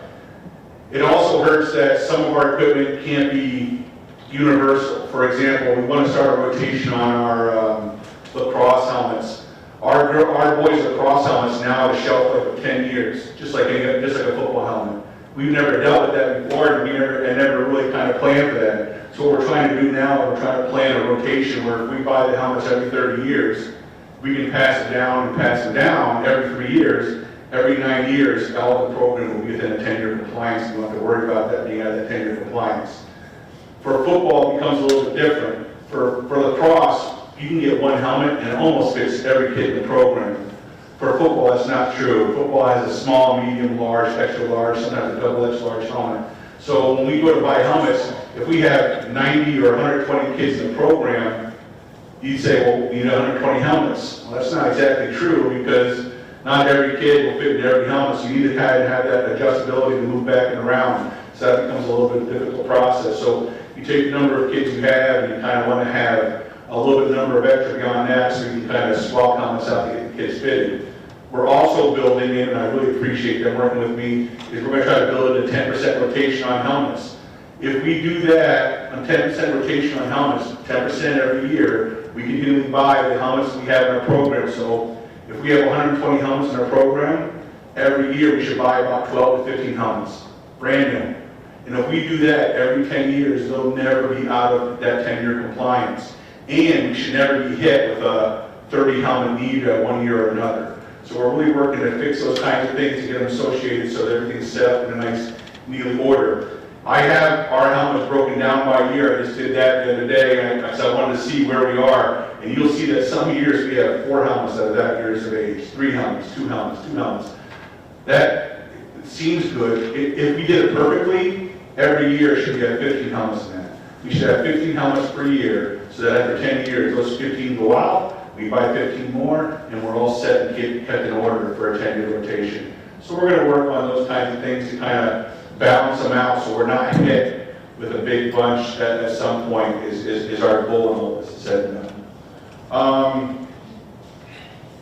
The last thing I have, I don't know if I have it more, I do. So you'll see this is our last slide with Director and Clerical, it's myself and Kim. Coaches, like I said, we were at 74 a couple years ago, now we're at 100. Pool supervisors and lifeguards, we have 3 supervisors and we have about 30 lifeguards. And they help us with all of our open swims, our lifeguarding for swimming, for boys and swim practices. Anytime we have a swimming event during school, we bring over the 4th graders, or if our high school students are having a swimming class, we need to have a lifeguard on duty. So we bring in a student who's in school to do that and have that kind of done. So having that variety of 30 lifeguards, it seems like a lot, but it's tough when you're trying to deal with a schedule within a school system. And on the weekends, when we have open swim or things of that nature, some people are gone. And it's nice to have it. Same with scorers, timekeepers, and supervisors.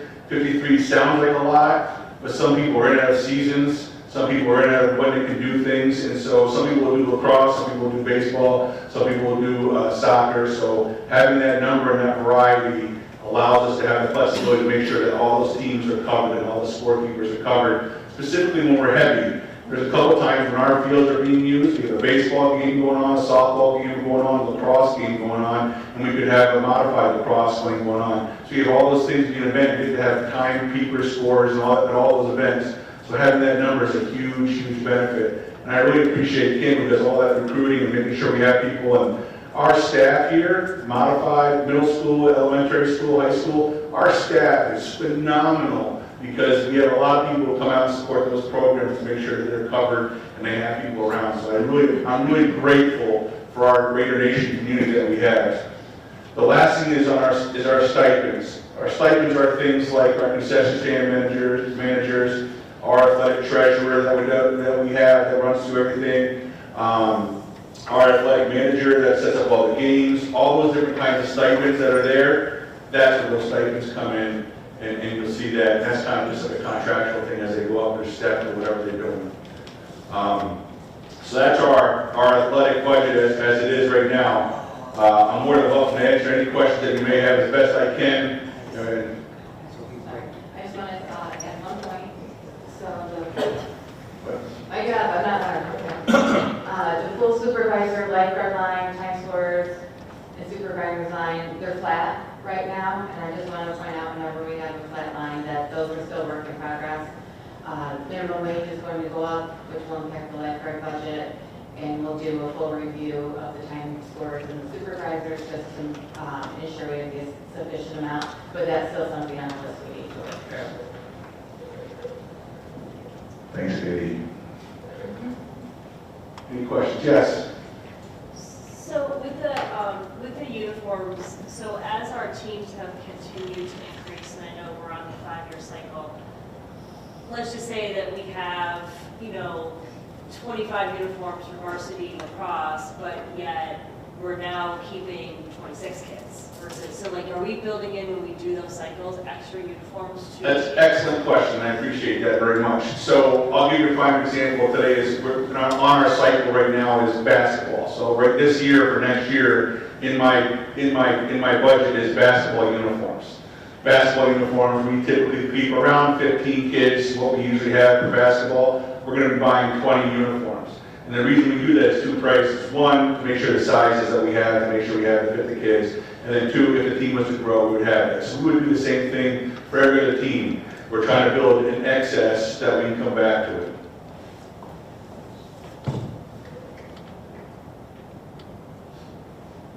Any other questions?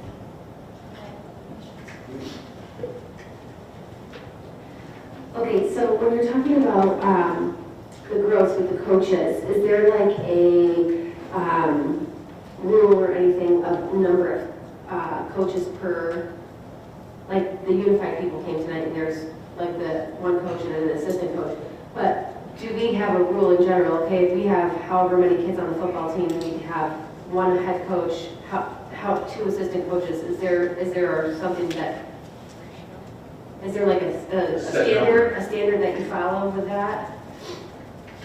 Not right now. Typically, just so you understand, we try to keep it to about 15 based on what sport it is and things of that nature. Now, some are a little bit more because they're based on positions.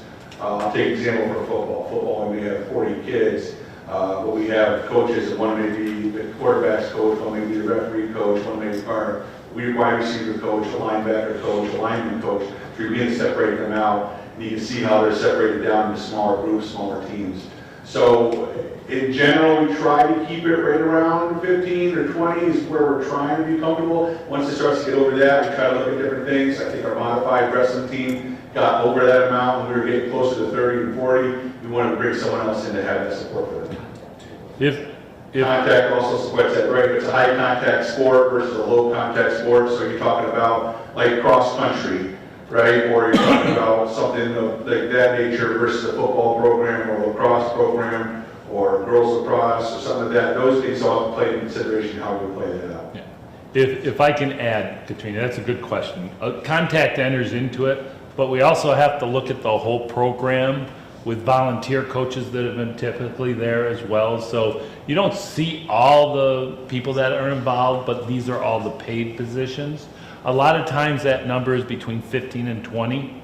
It's like, that's one of the reasons why the board ended up adding coaches, because we did have more kids coming out, with that add came the expectation that they are going to make more opportunities available for our kids. So usually between 15 and 20, depending on the needs of the program. Okay, and so now I'm just getting confused from last year's budget a little bit. Do we have cuts? Because you were saying 15 maybe this year, and then next year it might be 20, or like, because I'm trying to understand, do we have more teams that we've added? Like, how do we have an increased number of students if, like, did we have more teams that were created, or are more people making the team? Do we have cuts? Do we not have cuts? That's just what I'm trying to understand. So if I can clarify, we do have cuts when we need to make cuts. Nothing's always guaranteed. But we also, with the coaching staff, have the ability to have more students participate. So our increase in participation, as well as increase in some teams, remember, we doubled our modified program pretty much. But that provided extra opportunities for people, but it required additional coaching. So what happens is let's take baseball, right? We have 2 modified teams. We kind of targeted the 7th grade team and 8th grade team, and say we have 56 kids. The 2 teams, you're not keeping 26 kids on a team. So there would still be cuts, but before, we'd only be keeping 12. Okay, because last year I thought that when we were doing the lines that we didn't continue that, but we did continue that. Oh, you continued everything because the board opted to challenge and not reduce anything, and all that was saved by the board. Okay, Yep. okay, so that's, okay. We're just repeating pretty much exactly what we approved So last year. potentially, that could be a savings within the budget. I'm not saying that it is, but for consideration, it could be. Not saying that I Yep. am supporting Nope. it or anything, it's just a question. All of those things could be considerations. That's what we're going to get to a little bit later tonight, because the board has to decide where we go from here. Okay, and then, I didn't see intramurals on here at all. Do we still have the intramurals program that we're doing? Yes, we do. So they still run they're running on elementaries, they're running all our elementaries, well, once they get the gyms open, and in our high schools. So yes, they are continuing. That's a stipend line. That's another stipend position. Okay, so that. That's not in we don't see an athletics. increase in any of that. Okay, so, I think that was all of my, so do all of the head, like, I wrote this, I was writing it down too for when the speaker was here. Do all of the head coaches make the same amount? Like, I know, for example, Mr. Lomenzelli's retiring, and he's been here for a long time, so he was a head coach. Would the replacement of him as a head coach, would they necessarily make the same amount? No. Okay, so we would see some savings with that. So what happens is our coaches in our contract have a stipend growth sheet, so that every new coach came in would be back on step 1, and it's a percentage of their salary, and then you go up every year after that. Unless they have experience. And is that something that's negotiated in like a teacher contract, or is that a separate sports contract? It's all contractually true. Okay. All right. I think that's all my questions. Thank you very much. Thank you. You sort of answered it when Katrina just asked the question about the coaching and how they're paid. And I know it's a contractual thing, I understand it's metrics as far as how long they've been and the experience they have, and then it increases on a regular basis, what year they come in, a percentage and everything, correct? Correct, that's all through the HCA contract and stuff. So that explains why, and she brought up Coach Lomenzelli. So like Coach Lomenzelli's salary or stipend for one sport might be X, but a similar varsity coach might have a higher stipend. Is there a reason? Like this Coach Lomenzelli has been coaching for a long time. So like what? If we can stay away from coaches' names, we should. Okay, sorry. Yeah, no Okay, problem. so But we understand the Coach question. A, Yeah. sorry, if Coach A has been coaching for a long time, how is it, what else drives that? Is it contact sport? Is it anything among those? Is it number of participants or anything? Basically, what happens is in the contract, it requires the person to be certified in the area. And then what happens is if we were getting, say nobody wanted an open baseball position, and say somebody that was a coach very well known in Horseheads down in Elmira wanted to come here and had already coached 10 years there at the varsity level, we end up honoring, if it's in public school, a lot of times that level of experience coming in. If they had no experience, they aren't getting any extra honor, they're starting at flat 1. Now, when over each year it progresses, and the level of what they coach is a calculated formula in the contract. In other words, a head coach at the varsity level will make a certain percentage of the calculation more than an assistant varsity coach. The assistant varsity coach, if I'm not wrong, makes virtually the same amount as the JV coach, and then there's the modified. So there's levels, and it basically goes into a calculation matrix. And what happens is there are some coaches that make more because their seasons are longer. It's like we will probably have to have some discussions on Unified, because Unified may only go 6 weeks, and they may only practice 2 times a week, where the same coach is getting the same pay that is required to go 6 days a week for 6 weeks. We have to work out the newness there, but hopefully that answers your question of how all the factors go into it. You're welcome. So then, what about people, like parent coaches, that don't work for the district? Same thing. Even though they don't work for the district, the board and the HTA, as well as the district administration, opened up that opportunity, which really didn't exist before. Now they end up, if the position is open and they secure it, they have similar rights to the position until either they're dismissed, they resign, or they retire as well, but they still fall under the same pay categories. Okay, and then one last question. When we were talking about the unified sports, and she was saying that she was from Elmira, do we get money from that district for having the students from different schools on our unified teams? No, what happened is that student is our student. It's just that student's attending a different school and coming back to participate. So they've always been our student. We don't allow anyone from outside the district to participate in this. Oh, okay. Yeah, it just might be where they're located and so forth. Okay, thank you. Thank you for your presentation. This year, it looked like our totals went up about 67 students.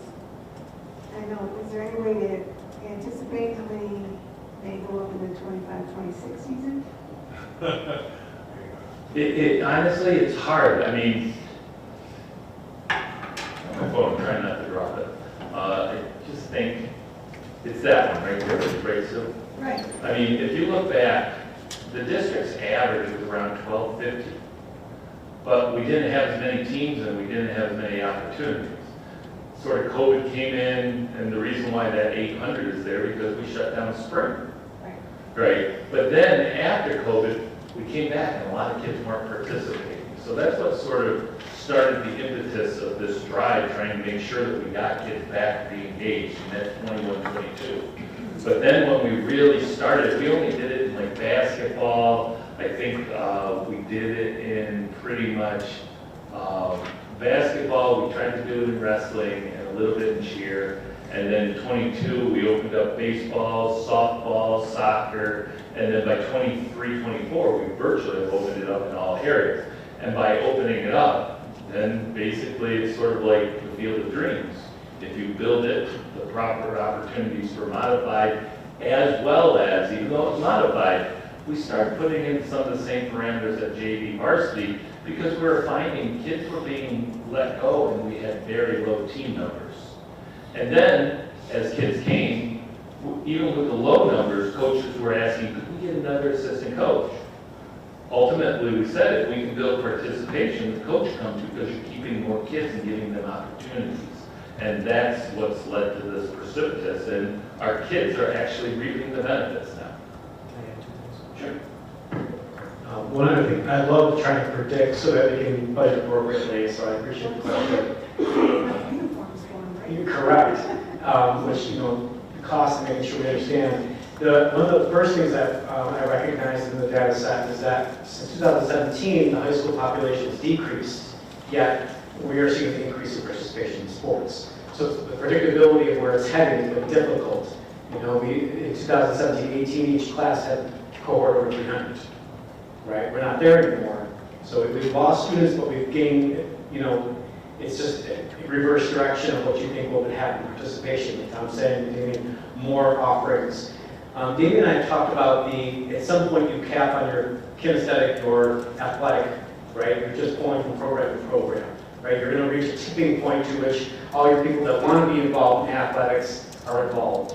And they're in something because their offerings are so strong. So they're so wondering where that tipping point is of you got everybody you're going to get in a given year, it's going to plateau sooner or later, right? And just, yes, it depends upon the offerings that we have. But in the current structure, you know, looking at predictability, you would think that sooner or later with a decreased population at the high school and increased offerings should plateau when we get in the coming years, I would expect. But we're trying to have this conversation behind so that we do budget appropriately. Well, I think it's great that we have all these offerings for kids because I think if you keep the student involved, that's very important. And not only their academics, but the overall well-being as a person. So I think that's very good that we keep students involved, as many students as possible. As long as they're students in high school or intermediate school or wherever we are. And I think, Sue, that's the most important thing because with budget, that's what people said last year, is we didn't want to lose things, and so that's what we're having the discussion tonight.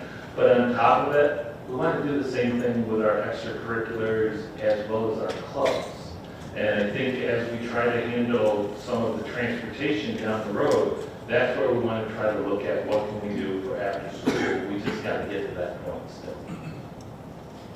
That's exactly what I was going to say. So I agree with Sue. I mean, we want our kids involved, and that keeps them out of trouble, and it helps them overall. And I'm 100% a sport parent and a sport family.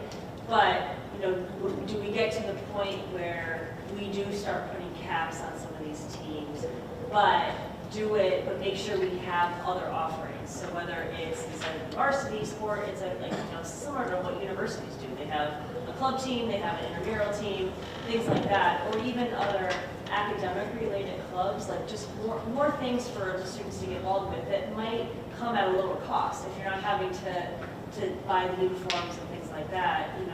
Offering the opportunities, but looking at a diversity of those opportunities. That is one of the things. Like we always have to worry about Title IX, and we're sort of outside. We have more female sports activities than men.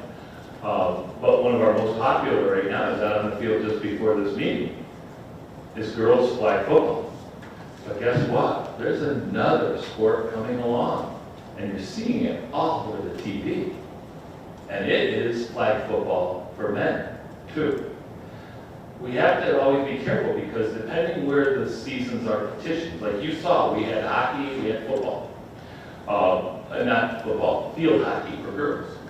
The problem is we can't really add another girl sport unless we add another male, sometimes to make sure we got the balance.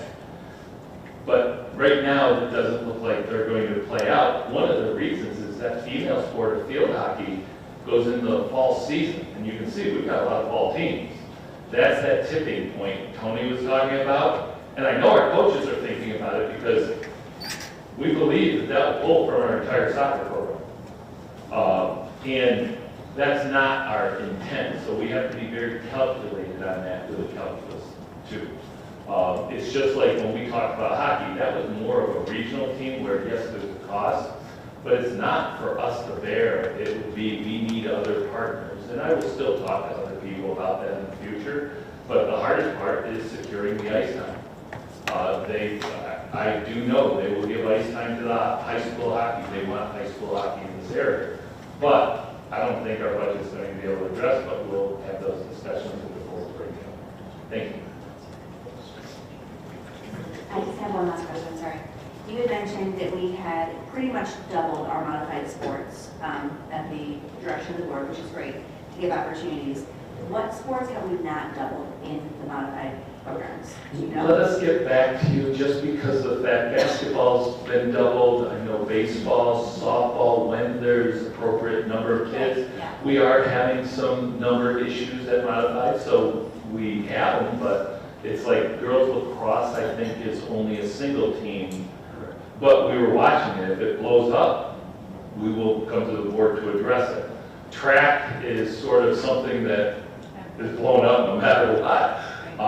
So you don't necessarily have to double that. They just keep a lot of kids now. And whether they're competing or not, they're socializing and they're getting that healthier avenue. That I know the kids do that, and if they get to compete, they'll compete against themselves as well.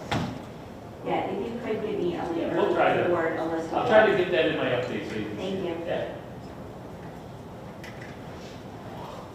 Now for wonderful Caitlin, I think, in healthcare review. Woo, big. Thank you. Thank you. Thanks, Amy. You guys all did great, every single one of you did one nice job there. I know. Earlier this month, the district had members from, representatives from Excelis as well as VPAS, our healthcare consultant, come to Horses to give us a presentation and to dive into some data about our healthcare plans, where we are, share some insights about what we're seeing. And we thought this would be a good opportunity to share some of that information with you. Trends that the information that they looked at was based on a calendar year. I know in schools we're generally on a July to June calendar, that's our calendar year. But for the purposes of this review, it really deals with calendar year 2024, so January to December. What we saw, unsurprisingly, is that our membership was mostly unchanged. We have long-term employees here at Horseheads. We have a very stable workforce. We're not seeing a lot of flux in who is covered by our health insurance plan. And we know that once our active employees retire, we keep them around. They are also on our plan as retirees. So we insure them throughout the duration of their life. As you know, last year the plan costs increased. That was a big topic in the budget discussions last year. You remember that from last year. Our current budgeted amount for our healthcare claims for this school year of $20 million looks to be on track and on point. That was good, accurate budgeting.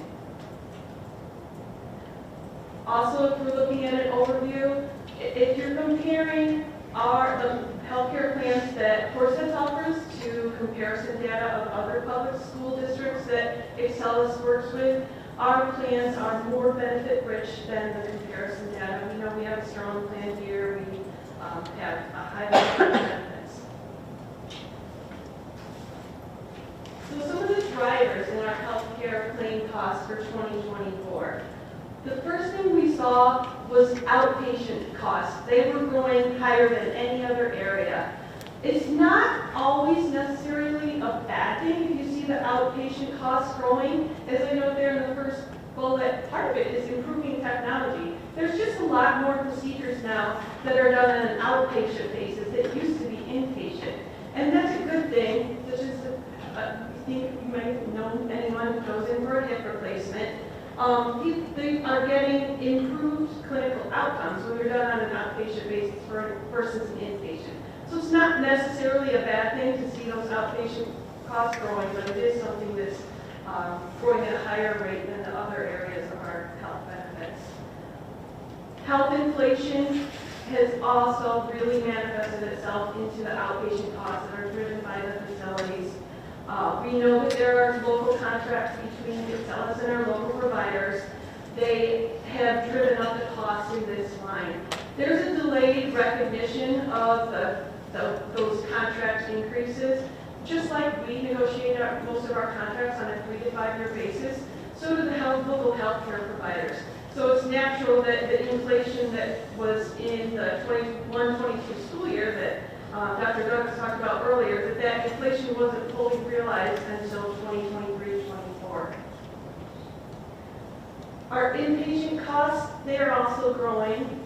What we're seeing there is a relatively low utilization, but a high cost per utilizer. So what that means in layman's terms is we don't have a lot of people that are having extraordinarily high inpatient costs. The few that do are very high cost claimants.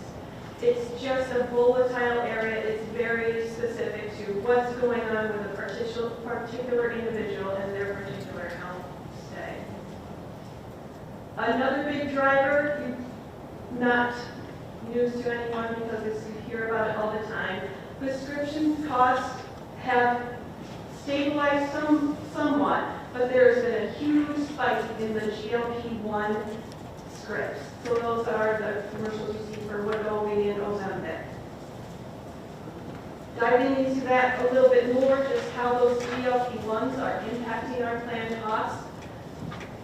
For the 24-25 school year, the GLP-1 costs have accounted for about 15% of our total drug spend. So about our entire world of prescription healthcare costs, about 15% of them have been GLP-1s. The 13.8% there you see in the bottom, that just shows a little bit lower because it's based on that calendar year that I talked about. And that number circled in the total cost there, yes, we spent $1.2 million on GLP-1 costs last year. Excelis doesn't just hand these things out like candy. There are strict clinical guidelines that you need to meet in order to qualify for GLP-1 usage. They do look for a minimum BMI, a comorbidity, and participation in the lifestyle modification program. So there's some follow-up. It's not just, here you go, here's your Ozempic or your Wegovy, go on your way. There has to be a follow-up with care with a healthcare provider to make sure that they're being used appropriately.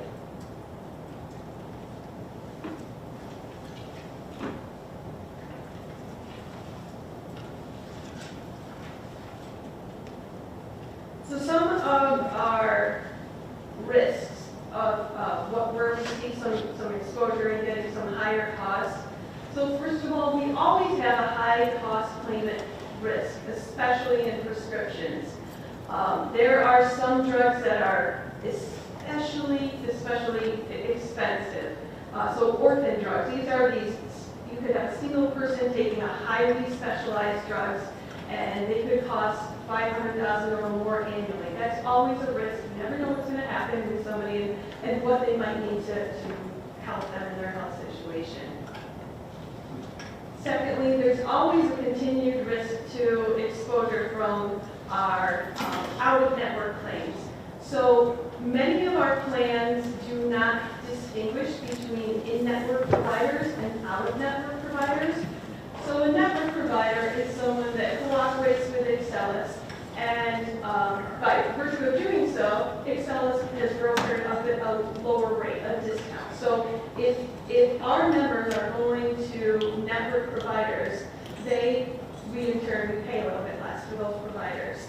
Our plans, many of our plans, do pay the same in-network, out-of-network. Excelis network is so large and vast that there's just not a lot of providers that are out-of-network. As you can see on the right there under the stethoscope, our total plan cost only 1.9% were out-of-network providers, so that just goes to show you the widespreadness, the widespread nature of the Excelis network.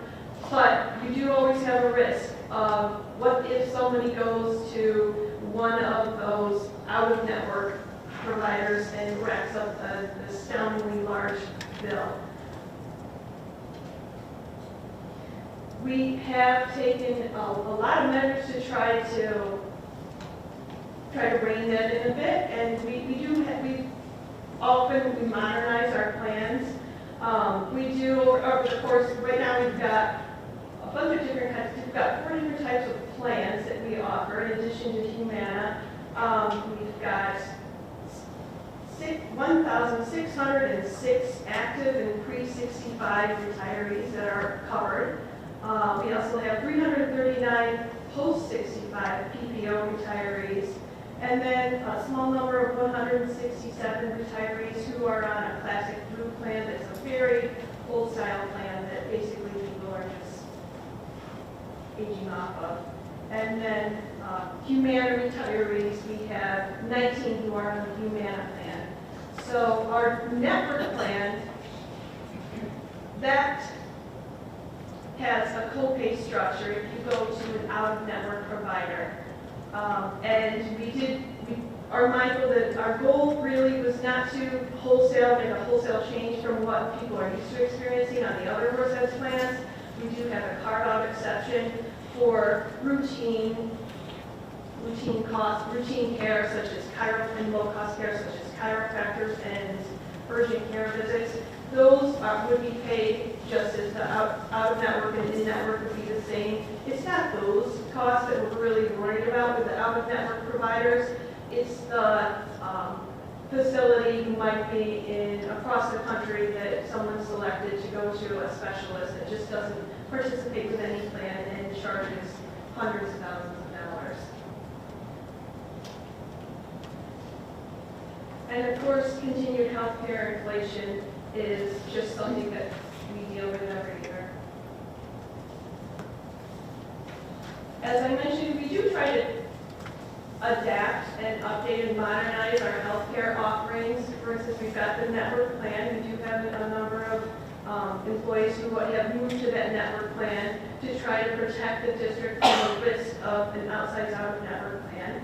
In addition to that, in October 2024, we implemented the Save On Copay Assistance Program. This is a drug prescription rebate program. It's really a win-win for the district and the insured employee because we pay less because we are taking advantage of manufactured drug rebates that are offered to cover high-cost specialty drugs, and meanwhile, the employee pays zero copay if they qualify for these drugs. So between October 2024 and January 2025, we did a check-in, and so far that has yielded $151,000 in savings. We also, in 2021, started offering the Humana Medicare Advantage program. This is a program that is designed for retirees who are Medicare eligible. It's not an off-the-shelf product. This is not what you're going to see advertised on the billboard or in the Star Gazette about signing up for Medicare. This was designed to specifically mirror the health care that we have here at Horseheads for the plans that people are used to. What it does, though, is it maximizes the use of that Medicare program, the federal program, to reduce the costs. So it's a one-stop shopping for Medicare Part A, B, and D. The costs are much less because we're using Medicare the way it was designed. We do have, most of our contracts do have this as an offering, as a mandatory offering for all eligible retirees. We do also open it up to volunteers. We're hearing that as word spreads, it seems to be popular because of this being less expensive. It does help retirees who are on fixed income. It makes their dollar go a lot further and experience the same level of benefits they're used to. We are actually hosting a meeting with Humana that's open to anyone who's interested in learning more later in April, on April 24th at the middle school. Any questions about healthcare? Needed healthcare. When you were talking about different things, we were talking mostly about the prescriptions on the one side. Prescription side? My question is, how many different plans do we have? How many different insurance plans do we have? So we have the Horseheads Healthcare Plan. It's broken down into several options. So there are several options available within our plan. For active employees, we have option 1, option 3, option 3N, which is the network plan, and option 4, so that's 4. For retirees, we have the same 4 mirror offerings, but they're just different options that are coded for retirees, plus Humana. So that would be 4 for active, and 4 options for actives, and 5 options for retirees. Summer legacy plan. Yes. Are these plans all self-funded still? Yes, we are an entirely self-funded healthcare plan. And do we pay a stop-loss plan for each of the plans we have?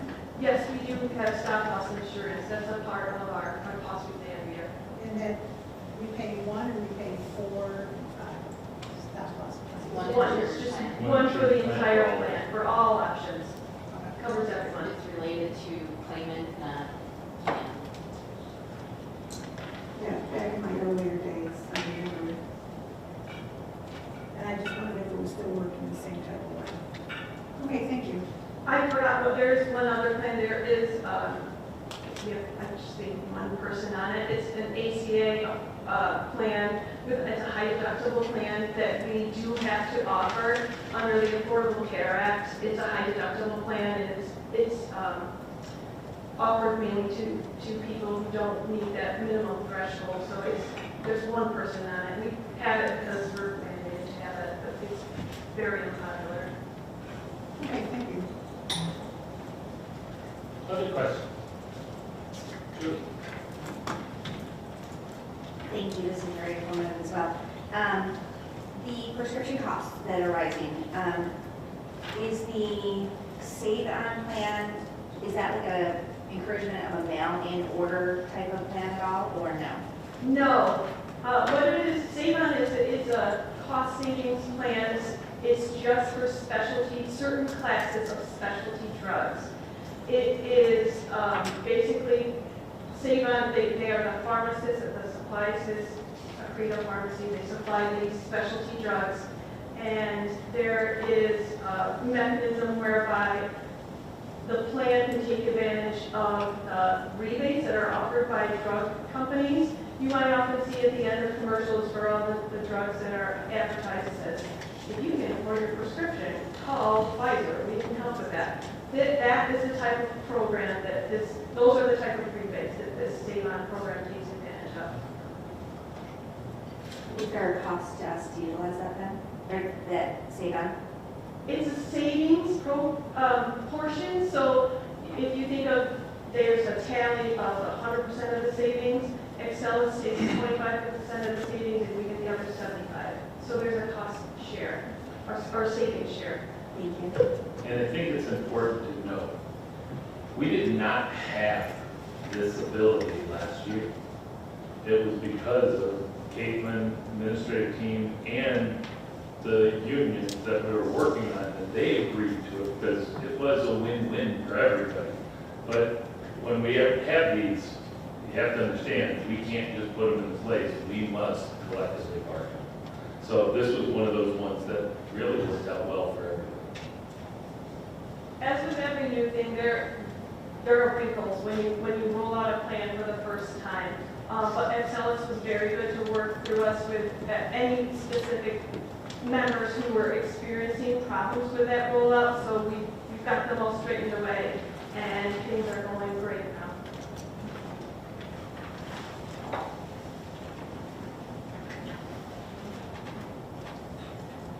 Are there incentives for people in the district who maybe don't utilize the health programs as much, or who,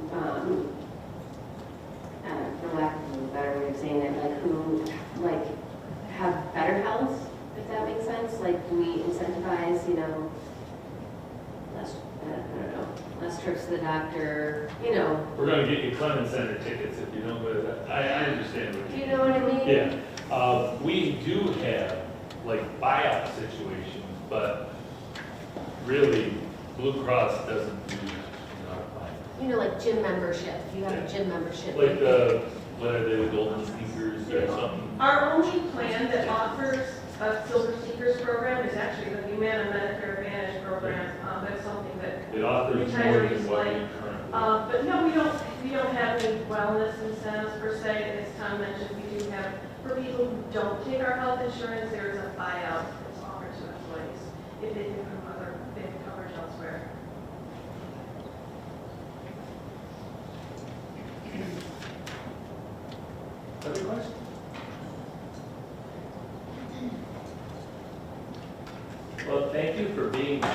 patient, not the hard work people. This is really about the discussion and some board direction.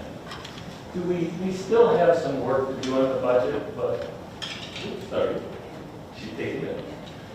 We still have some work to do on the budget. I mean, we don't know where state aid is going to be. That process is going to probably take place hopefully before our budget is decided upon. But we're hearing that they want to try to do it on time, but last year's on time was 14 days after. So we have to keep apprised of that. I'm just going to remember if I'm going. Yes. So you already know that we have a gap of 2.471043. And that's with everything that you've been presented with. The additions, the reductions, and that's even with those considerations, the stipend, the TAs, the administrators, the $20,000 curriculum, that's included in that 2.471. If you took out all of those considerations, which there were about 6, the gap is 2.0. You can see below that right now our allowable tax levy limit, according to the 2% calculation, is we raised $1.4 million in funds. We have an ERS reserve ability of $500,000. These are the tools that we've already done. FLR of $200, interfund transfer to $145, and fund balance of $1 million. That still leaves that gap. We know that these are only gap closing measures. Additional foundation aid, that's maybe anywhere from 0 to 200,000, and I would say definitely probably not going to be on the top. That's now the negotiations. Additional reserves are going to be a little harder to use. Additional fund balance, depending on how we balance out the end of this year, could be a little possibility. There's a possibility, as we mentioned a little bit earlier, can we reduce other things out of the budget? And there's the option of the tax levy challenger going above the 2% calculation. And if the board chose that, obviously we'd look at the debt service as well, like we did last year. But we need direction. I mean, last year, the hard part about the whole process is we came with the reductions. Nobody wants them. And the board decided not to do that. We kind of need to have that discussion, because if the board's having that discussion where are we at, we're showing you there's not many places to reduce in the budget and keep operational stability. And no matter what, last year we said it was a 1 to 4 year fix. We have a projection of possibly ending with a slight surplus this year. School districts should end each year with around $700,000 to $1 million surplus, because that's how you keep your reserves for a rainy day. Because of that, we're trying to last year take care of the immediate problem. You saw, we have done that. We had a $15 million gap last year. We started with about a $5.6, $5.8 million gap this year. But our funding sources aren't going to keep up for a while. We are very staff strong, and that's a good thing. That's not a bad thing. But we are a people business. 72 to 79% of our budget is absolutely staffing. There's not much else. Papers, pencils, this. You saw participation. There's are things that we don't have to do, the extracurriculars, the sports, the plays and stuff. I don't think that's where the board wants to be. I don't think, most importantly, because this is the board's budget, but it's the community's decision. And last year, the community, although we did have some no votes raised, we had an overwhelming support for make sure we don't lose what course that is. So that's really the board's guidance. I mean, I can't tell you anything more, but I gotta have an idea, is any of that coming off? Our budget reductions, do you want to deal with them or don't you want to deal with them? Because if that comes off, we kind of have to wait for state aid, and we have to look and still do some work on the budget. And then we have to look at how can we get the best opportunity for the board, for the community. Because last year, you went out at about 13% in the levy, but the rate was going to be $12 to $24 per $100,000 home. It ultimately ended up being negative $44 per $100,000 home, and the only way you had a tax increase is if the value of your property went up by the assessors, not the school district. And that is somebody's wealth increasing, and that's why taxes go up. That's the long and short of it. This year, we already know that our growth in the district is double what it was last year. You saw that in the, I think, Katie's calculation. It's like it went from 0.038 to 0.06 something. I don't know the exact numbers. Sorry, in fact, I don't want to scroll all the way through. But that tells us the district's growing in value. There's growing in opportunity. We don't know the assessments. I know that person right there and that person right there are going to be hounding the hell out of our local assessors soon to try to start doing those projections. But if the growth has gone up and we're close, if not, we're already under where the levy percentage was last year, you can see that that's probably going to bode very well on the rate that it could be down near the bottom or negative. We just don't know yet. But the hard part is if you go negative, your out years you're going to have to try to address it. So I think the community does recognize that. So you need direction, right? That's what you're asking. Well, that's what I'm trying to get through my conversation. Let's frame the question so we can get to. So now I need really to turn it over to you. What do you think? What do you know? And you guys have that discussion. We're taking notes. All right, so if we frame the question, if we go out at the tax cap, which is a 7.12% levy, if we want everything there, it's a $2.4 million gap. If we don't want, it's a $2 million gap. So if we want to stay at the tax cap, we have to cut $2 million. If we want it, or 2.4 with everything in, but right now the considerations I'm saying aren't in. But if we want them all, we got to cut $2.4 million. If we exceed the tax cap, then we can have everything we want. So to frame the discussion, the board has to decide, do you want to cut programs and or staff, or do you want to challenge the cap and maintain what we have? I think that's the simplest way to discuss it. And there, the board the administration is seeking direction, which is our role. Tell them as a board what we would like them to do. We would either like them to come back with cuts to stay at the tax levy, or we would like them to give us information of what a challenge would look like. If I can correct just one thing, just because everything's in the budget that you've seen and are presented, and it's the 2.471 gap, correct, Katie? Everything that we've done is in there. Okay? If you were having the discussion tonight and we said, hey, we might like this part of the consideration, we'll put that slide up. We can adjust from there, that's no problem. But Warren's statement are true.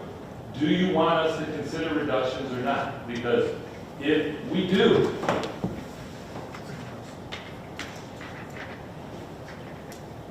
we know what we're doing from last year. Go ahead. All right, so does somebody want to talk first? Gina? I was just wondering if we could take a short recess. I would like to finish the budget discussion before we go on to the next part. All right, who would like to discuss? Sue. Sue. So you say we can only have a 2% increase. So with the $2 million you're showing now that we're over, what would that tax increase be? So we're not saying you can only have 2%. The law says 2% is only a 50% plus one vote passes it. If you go above that 2%, you require a 60% vote. That's the only difference. There's nothing that says you can't do any, it's just what's your tolerance level. Now, as far as what will the cost be on it, it's too early for us to tell you that. All I can say is last year when we went out and the levy was calculated at somewhere around 12.5%, and then we used $2 million of fund balance, which brought it down to I think about 10 or maybe 9. That calculated rate, once we had the best guess from these two wonderful people who are very conservative, even though I'd like to be a little more this year, but they keep me honest. That ended up last year being that 10% was about $12 to $24 estimate on the high side for a $100,000 home. It ended up being $44 decrease on a $100,000 home at full value.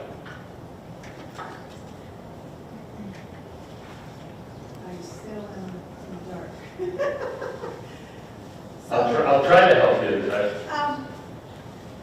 I'm trying to figure out, so, okay, I'd like to know what the tax rate would be with what we have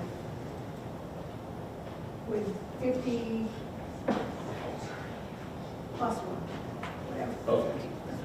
So to calculate a projected rate is a little early Okay. right now.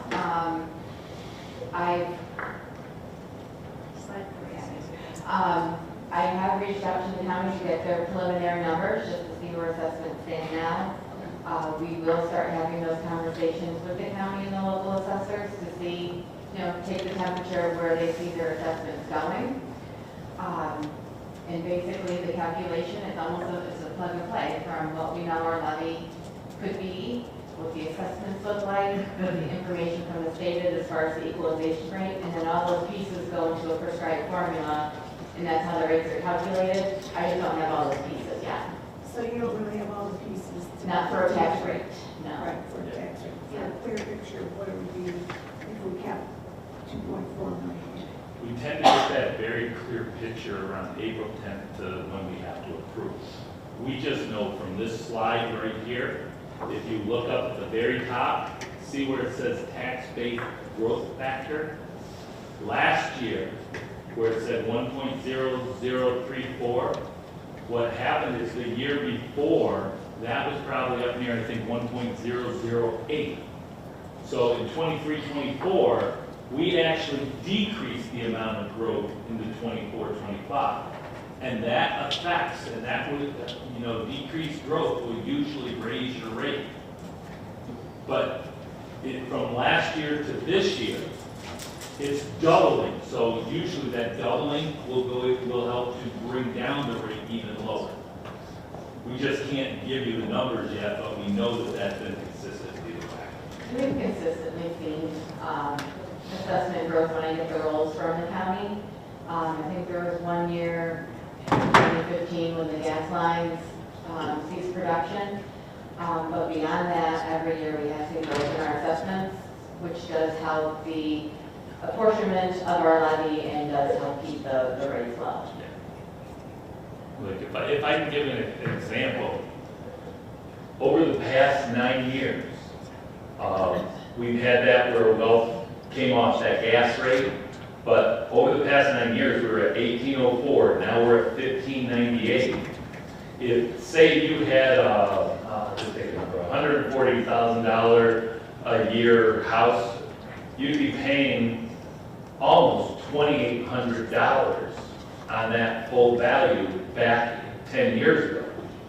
But that same house went from 141 to say 150. Now at 1598, instead of 2,800, they're paying about 2,400. In other words, they gain value, our rate goes down, and they're actually paying less in taxes. You don't see that, but that is the factor. And that growth is, remember, we went from 140 to 150? Well, that's $10,000. Now imagine if I had a resident. We usually see growth every year somehow in Horses because people want to live here. The big thing is we're seeing double the amount from last year. And look at what happened to our rate last year at the lowest level. It went negative. When you see double growth, can't say it's going to be negative now, but I have a great feeling that we're going to be down near that zero line. In other words, what would happen if you could get everything in the budget and we knew our rate was going to be close to zero? That's how you heal budgets over time, and we said 1 to 4 years, so I hope that helps right now, but we will get to that. Thank you. And just, Yeah, go ahead. and just for a reminder, because we do understand, the seriousness of considering the challenge, so the tools we looked at last year to bring the levy amount down as much as we could, we did use debt service funds. We need to be mindful of how much we'll use. We took a big fight last year using the $2 million. There is opportunity to use more this year. Around $1 million is a safe number at this point. And then we also worked with fiscal advisors looking at our short-term debt. We do have that flexibility with the principal payment, which is another avenue to offset the overall levy amount while incorporating a challenge amount. So we do have some wiggle room and some tools we can use as we consider that challenge option. So in other words, that debt service, we have to prepare a plan, because we're supposed to use it, but you don't want to use it all at once, so you want to try to step down, and we've got a plan for the next 4 years to try to do that. And that's sort of the 50% step, 50% step, 50% step off. And that, unless money goes in, we'll start to use all that debt service, which is the community's money, to lower that rate each year. The good part about that is that helps us sort of say we're at 7, say 2 million requires extra 4, we're at 11. We're still below where we were last year, and we're still going to bring it down most likely before where we were at last year. And we have double growth. So that's what we're asking. If you want to take that and say we would prefer to take that off the table so we don't panic everybody, we think we could probably do that. Yeah. Yeah, in the interest of trying to maybe get more specific, and I think having done this in earlier years, right, it's helpful to kind of look at components of this and then see if there's a consensus that starts to build. But for myself, I go in with the idea of I'd like to maintain what we have. And so I don't look at reductions, other than the small things you're finding here and there, as kind of the first ring of defense. My own view, while the considerations are all positive things that would be nice to have, I think it's difficult to just make the gap bigger when we already have a gap, and they make up almost 20% of that $2.47 million gap. The first thing I would do is just take those considerations on slide 16 off the table, and then that closes the gap. Because that way, we're not taking away something we have now, we're just not adding something. And I'm not saying we don't need it, but if we add it, we have to find another way to close the gap. So that's one idea that I would be comfortable with, is taking the considerations off the table for now. And if we find some other gap closing mechanism, maybe reconsidering portions of those. And I also think it would be interesting to see what the tax levy would do if we were to add up to about 2 3/4% to it.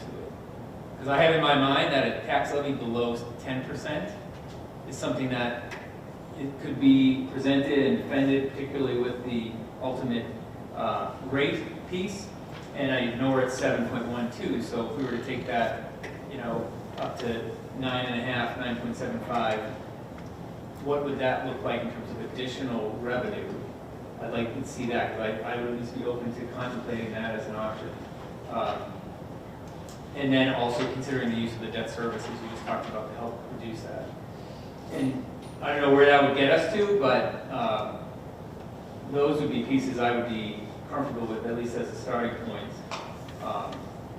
And then seeing, I know the reserves were kind of at the point where we've used what we can, and we don't think there's much room there. So sort of staying away from that. But those would be two things that I would put out as initial options I'm comfortable with. If I can add one piece to yours, Dan, when you're looking at 2 and 2.5%, what I would ask is we would try to say from 7.1, we would look, at least from what I'm hearing, if we didn't add those, what would it take to get to the 2 million? And say it's 10.5. Then debt service comes off of that, which say $1 million in debt service is 2, so that brings it down to 8. I'm just using a public number.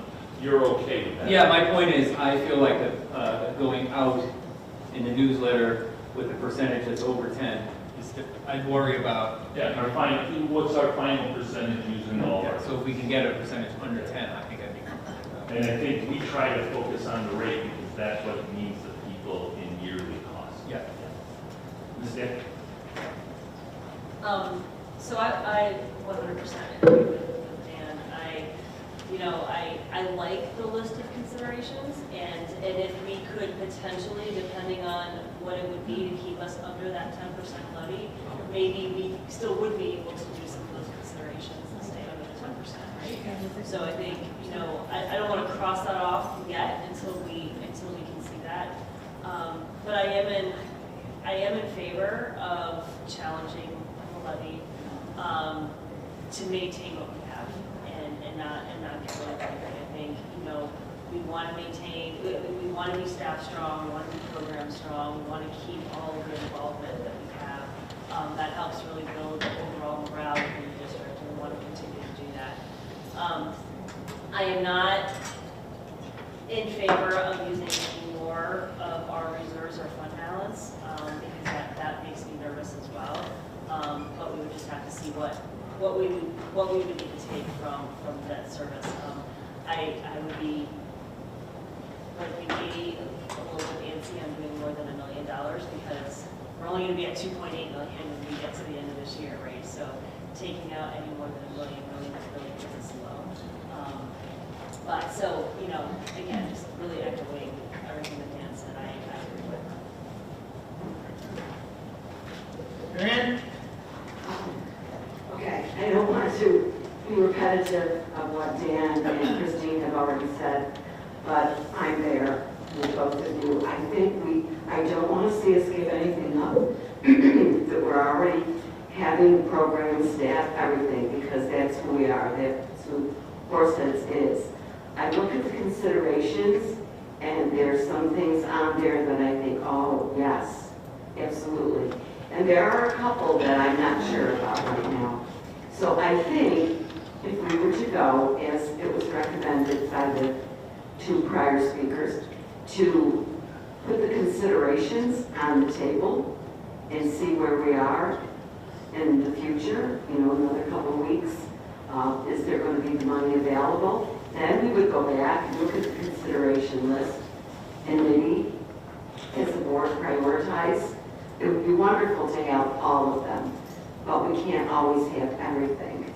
But we can have what we have now as program and staff and Horseheads. And I guess that's what it's for. Liz? Again, I won't berate the subject. I'm on the same page as the other three, but I do have one question. When we say keep what we have, am I to understand that our funding for the summer learning program is done? So we would be losing that program if we don't keep it on, we don't fund it? Correct. Okay. So just so that my fellow board members understand, summer learning would be gone this year. And if I can just add one thing, just so that we're very clear. Keeping what we have, we still have operational changes, enrollment and stuff. That is something we're still adjusting. So if we don't have the enrollment for a certain amount of sections, we don't have the enrollment. But for the most part, we're not making decisions just to reduce program or staffing capacity. But even though enrollment stuff does help us. Well, just for clarity, we did do an exercise in the Summer Learning Academy and arrived at a number. You might recall there was a range there previous. Yeah. That is not the full board program that we currently run. That would be probably half the size or a focus on K-4 or the primary levels. So it's a discussion point to go through, but it would not service the same amount of kids, but still have the same intent of affecting students. That's why it's in the mid-range or the lower range of what you saw from the last time we met. It's in the mid of that range. So not the full board program, but certainly still robust and interesting younger kids. Julie?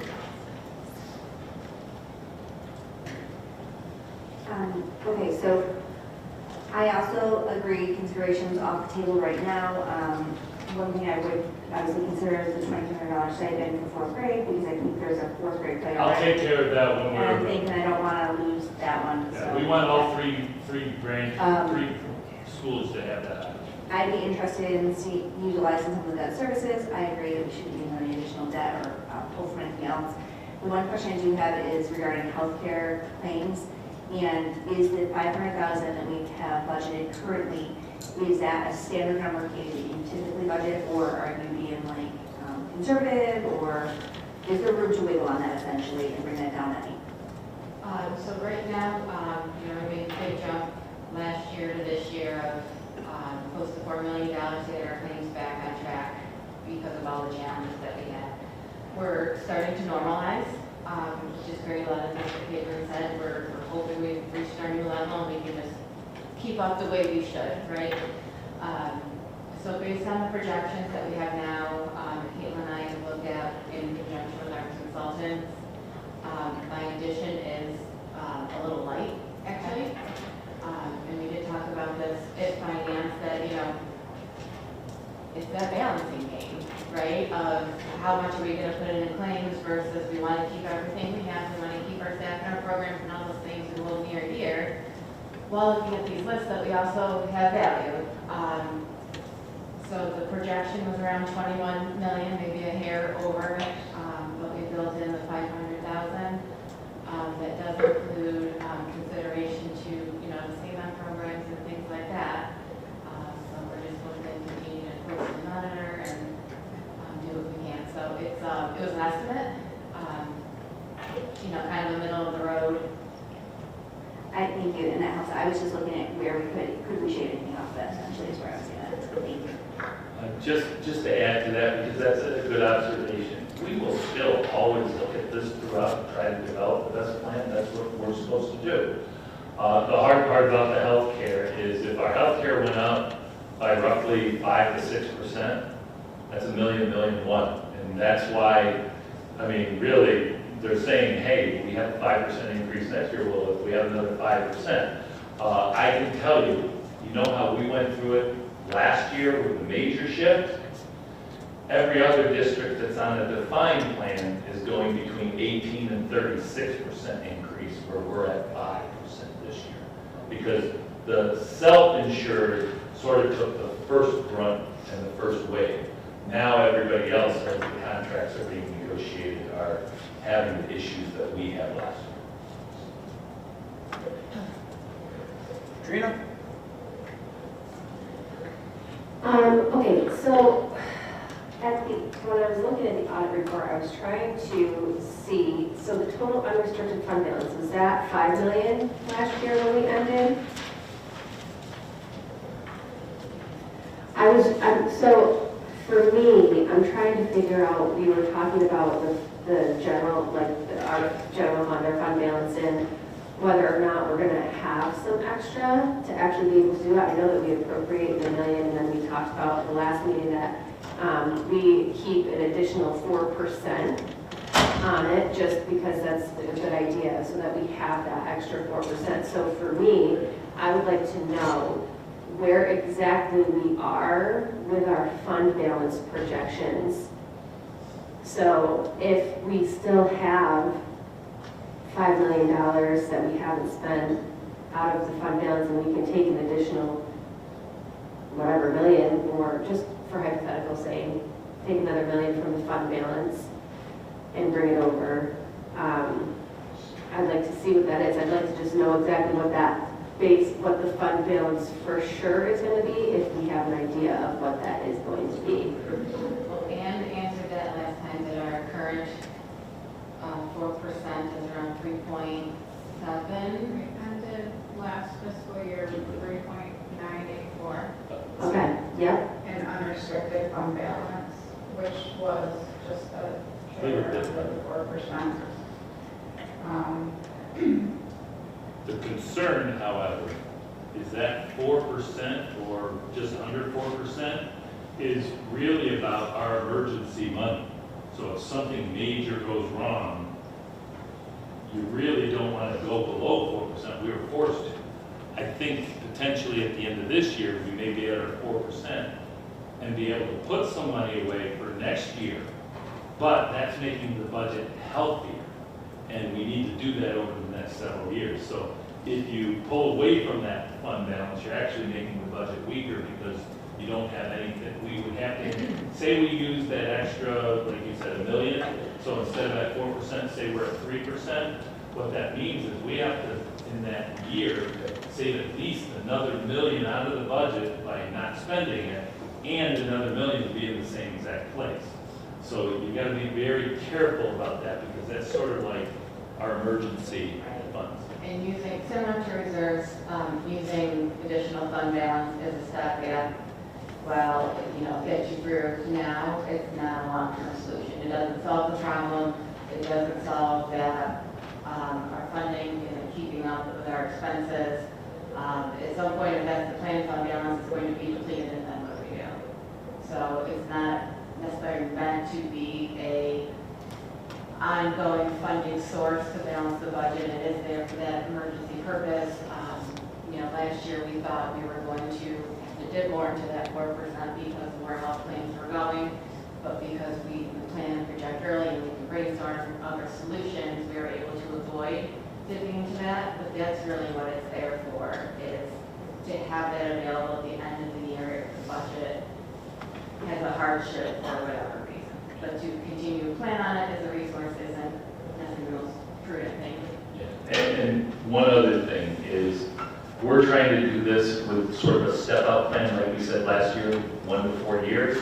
This is sort of year 2. If we get through this and we're able to, and try to step down and still put money away, we're building our reserves, that's our ultimate goal, as well as improving the district, and then ultimately, what's going to all of a sudden flip the budget into a better situation is we have anywhere from 30 to 60 to 80 retirements coming. Because the district went through about 35 years ago, a major hiring process, and those individuals will be coming. The breakage on that many people, we usually only get breakage on maybe 6, 7, or 8 people a year. When all of a sudden, and we're anticipating within 2 to 3 years that that's going to hit. That's one of the pieces that is starting to enter into our long-range plan. And I think our union leadership knows, and that's just in one of our units. We also know that happened in several other units as well. So we're trying to develop how do we right-size, get to a better place, get to a stronger budget to hopefully correct the budget by the end of the quarter. Okay, so just to, I guess, categorize what I think. I'm not really in favor of challenging the tax levy. I want to stay staff strong and keep our programs. If we did have to make cuts, because that was the option that we would have to do, I would prefer, not the cuts that we had last year, but things like, I don't know, the Raptor system. I don't know how we have people that check people in, we have things that are already locked, do we have to have a system where it scans an ID necessarily? Are there things like that that we could maybe scale back on to look at? Those would be cuts from the budget that I would support, but I would only support those cuts. I would prefer to utilize our reserve funds. I would prefer to utilize, we have that $1 million from the general fund that we're not going to use, but I would take the money out of the debt service as much as we could out of that. And then I would prefer to try to see if we could have taken anything, like something out of the capital just to have it, but. So we can't take anything out of the capital. Well, I know. Because that was just, on the table. yeah, but I'm just saying, I think we should try to figure out a way to take it out of our reserves. I understand that taking more out of the general fund is not the long-term fix. But I think that maybe, I just don't want to continue to challenge all the time. So just keep in mind that if we utilize more reserves as a solve, next year, when we're standing here with the same situation, that resource resource is no longer available. And there's a deeper gap. So, I mean, so basically it just seems like no matter what, every year you have to challenge. And I think that it's harder and harder to continue to do that for people. It's kind of what I'm hearing, unless we start to really brainstorm the big ideas of what you're saying. I mean, I don't know what those are or what that looks like. The hard part is partially you're there, Katrina. School districts, no matter what, when this happened in 2009, eventually are going to be forced to challenge because there's no way to keep up. And unfortunately, with a budget that is always 78 to 82% staff, you can't cut Raptor and everything else and it get anywhere near those numbers. You have to cut program.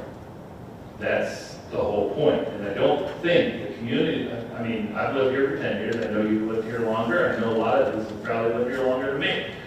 But the community values what's going on here. They've shown it time and time again for 10 straight years. Do people want to see their taxes go up? No. They also want to see it controlled. And the one best part about this district is the control on that rate. If you took your assessed value right now and went back to the rate at 2015, you're going to pay an extra $300 to $400 a year per 100,000, no matter what.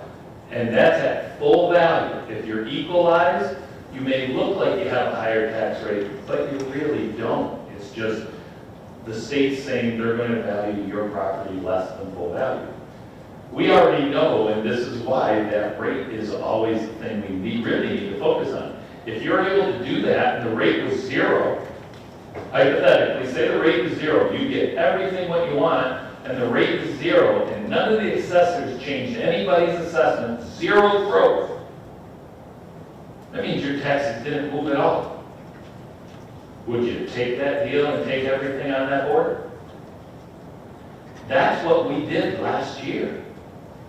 We went out and challenged at, I think it was 12 something, and then came down 4% to right around 8. Please don't quote me. But then we calculated that rate being $12 to 28. Ultimately, in August, it became negative $44 per 100,000. If nobody raised their assessments, we wouldn't see double growth, but they would have saw their tax bill go down by $44 at full value. The problem is people can't always see it because of equalization and value increase. We don't control that. All we do is try to control and suppress that rate. Luckily, we're in a district that can, where the other districts around us right now are not growing. So, Jim, I just want to illustrate the reserves and where things at. So the retirement contribution reserve for ERS, we've already talked about because of that outstanding tax challenge. Our solve for that was to use $1 million from ERS transferred to unassigned fund balance to pay that obligation. That leaves $775,000. We can only appropriate out of that reserve the cost of our bill. So we're currently appropriating $500,000 out of the ERS fund or reserve for our bill. Our bill's around $1 million, so we could only use max $500,000 more out of that reserve if that's where we chose to do, leaving $275,000 with no avenue likely of replenishing. Tax certs can only be used for tax cert settlements. It cannot be used for any other purpose. EGLR cannot be used for any other purpose with the exception of what we pay out at the end of the year for retirement. It's like use what you pay, so if we only expense out $150,000, we can only use $150,000. We have that 1,800 sitting there in TRS, that could be up for grabs. No plan to replenish that. In unemployment, similarly, you can only allocate what we actually spend. And if we have unemployment, we have to put an increase into the budget. Because we have to pay for it. So, moral of my story is there's not a lot of options. If the board is looking to use reserves, it's really that ERS reserve, and that's it. And debt service only brings down the tax levy, and you want that use over multiple years. So you don't want to, okay, we got 2.4, let's use debt service. If we do that, we really aren't levying any tax, which is great. The tax rate's going to plummet. But next year, we're going to have to then raise double the amount of tax. So it's a balancing act, and that's why we've got to work ourselves through 1 to 4 years. Doesn't mean challenge every year. Sooner or later, there may be attrition that's coming. We just don't know when it's going to hit. I would hope maybe next year. I just don't say that. Okay, one last quick question. If we go back to slide, I believe it's 11. Tax cap calculation, is it? Tax calculation continued. There. First page is that. Second, this one. Okay, so I'm wondering about the capital exclusions for the current budgeted year. Yeah. So I'm seeing that there's an increase there of about $2.4 million. Correct. So is this for, what is that for? Because 24, 25, we brought down that capital exclusion by $2 million using debt service funds. That's Had what we it not is. used it, that 2.3 million would have been 4.3 million. So that was only because of that. So we are basically, is this like the money that we budget for the capital projects? What is this for? So this is a funding source. So school districts are funded mainly through taxes and state aid. This is the calculation of state aid, or excuse me, taxes. So based on the calculation now, we can levy $51 million. The capital exclusion takes into account what we have budgeted for our debt, offset by we budgeted for our aid on the revenue side. The difference is what the law allows us to levy a tax on. That's the local share that we talk to our community about when we roll out a capital project, that the state owes us this money for the work, and then there's always a local share because projects aren't 100% aided. So this is where the local share comes from, is in that capital exclusion piece. The big difference between the 2 years is that we did use $2 million to help the community when we went out with the challenge. We're asking you to consider a challenge and support us with the 60% plus one, and we're using $2 million that we earmarked for monies that we've earned over time from their support to offset it. This doesn't include that yet, so that 4.7 million in the capital exclusion does not include any debt service use yet. But if there wasn't, it would be a 4.3 to a 4.7 increase in capital exclusion. So then do we have a projection for what that would be for the following year? Is it going to continue to increase by 2.4 million like musicians each time? No, so it only increased by what you see because of the use of the debt service. The 25-26 number does not include any utilization of debt service. In other words, that line has some capital in it, but the extra 2 million has nothing to do with capital. It's what we use to lower the taxes levy for everybody with their own money, which also helps lower the rate. But for next year, that number, you'll see a $1 million offset if we use 1 million. So that 4.7 will come down to 3.7 if we choose to use debt service, which I think we would all agree would be a prudent thing to do to help help with the levy that we would present to the public. But apples to apples, if we hadn't used that 2 million, it would be 4.3 with an increase of 4.7. So about $400,000 with an increase to the capital exclusion, which is related primarily to interest, the amortization schedule for our DASB bond, and just, the interest we're going to see on our move-up borrowing rates. Last year, you saw the big swing, and Katie said that we will level out. It's just that that was the year that everything came on, and it had a double whammy with inflation and the health care. Now you're seeing leveling out of that service, and it's on the schedule as normal. So, This is real quick. So your debt service fund is the same as your fund balance, correct? No.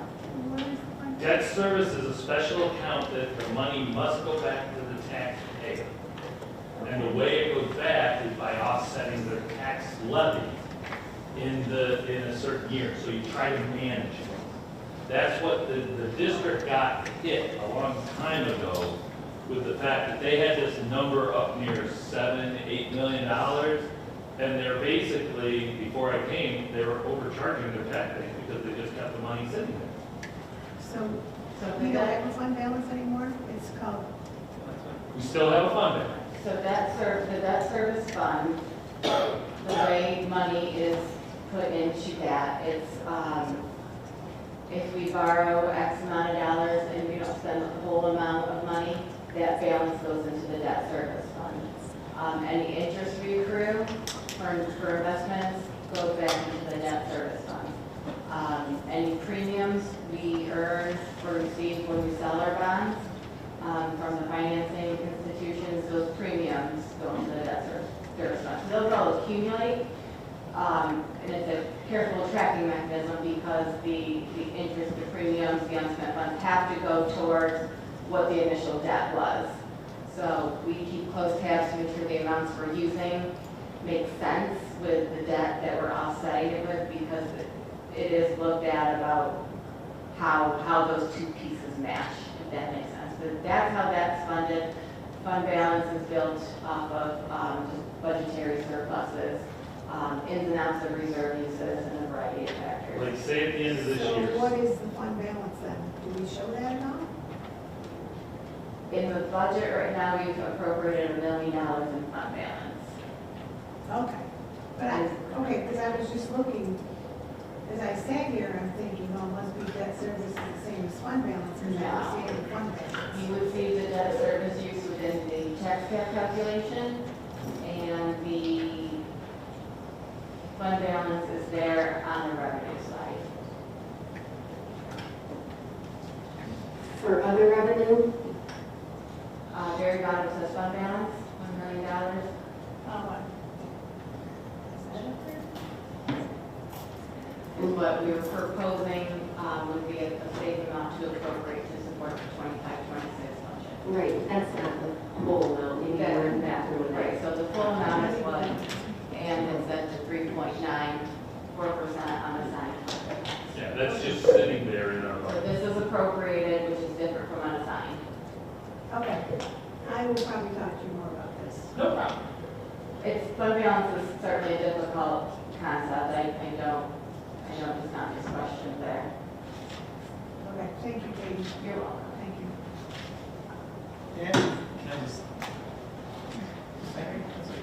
just to amplify something I said before, and because it was before you did the reserve walkthrough you did, so I feel even more strong. I think I hinted at maybe we use some reserves, but I feel very strongly based upon what you went through that, beyond what's already part of the plan, I don't support the idea of carving out more, because there's really no more to, some more cut. And then, just because this hasn't come into the discussion, I wanted to point out, we actually have a board policy, 6620, called Fund Balance Policy in accordance with GASB Statement Number 54. And in that, we do commit to maintaining a minimum unassigned general fund balance of 4% of the district's general fund annual operating expenditures. And if the unassigned portion of the general fund balance drops below this threshold, it shall be recovered at a rate of 1% each year at a minimum.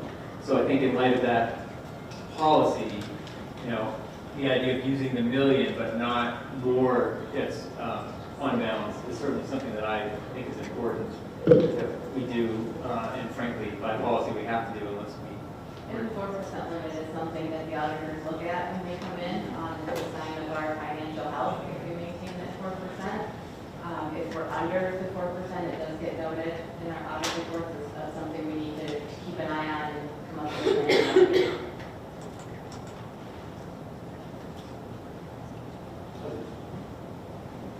All right, so I agree we should challenge the cap, and I don't think we should include the additions. We're already at a gap, and now we're adding to it, so that I struggle with that concept. And maybe for clarity's sake, if it's not too difficult, we you could show, here's what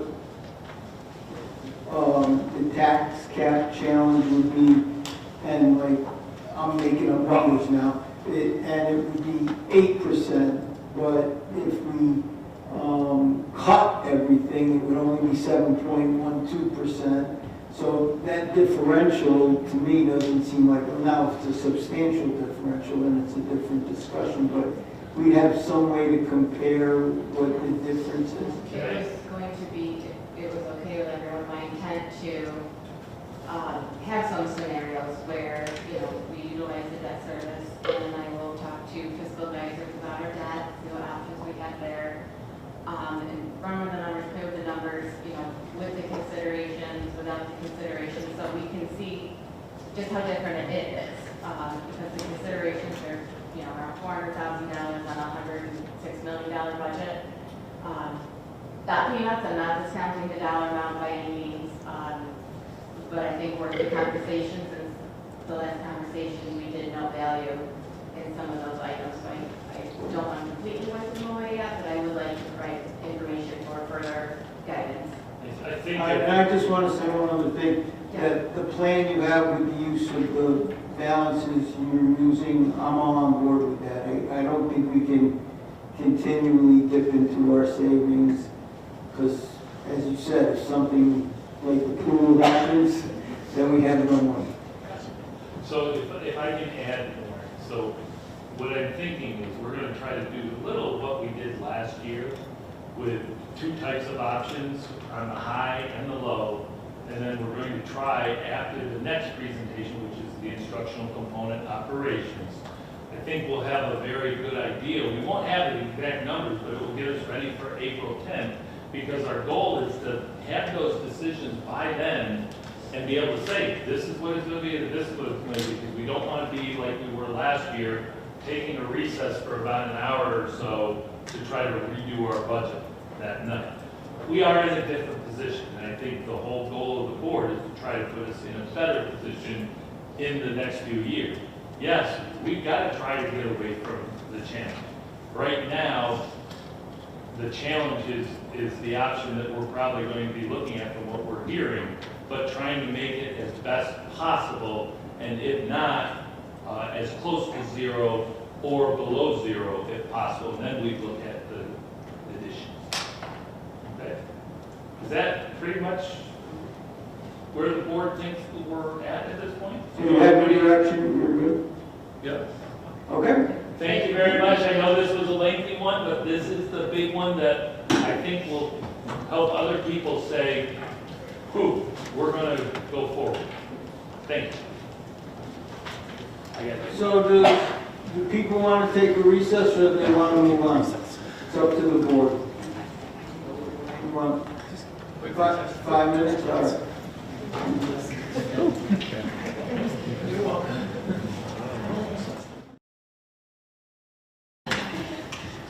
Item for action, section 6, 6.02 through 6.24. Can I have a motion, please? Curiosities, discussion, comments?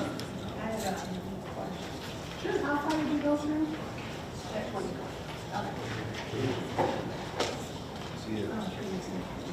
Section 6, we have...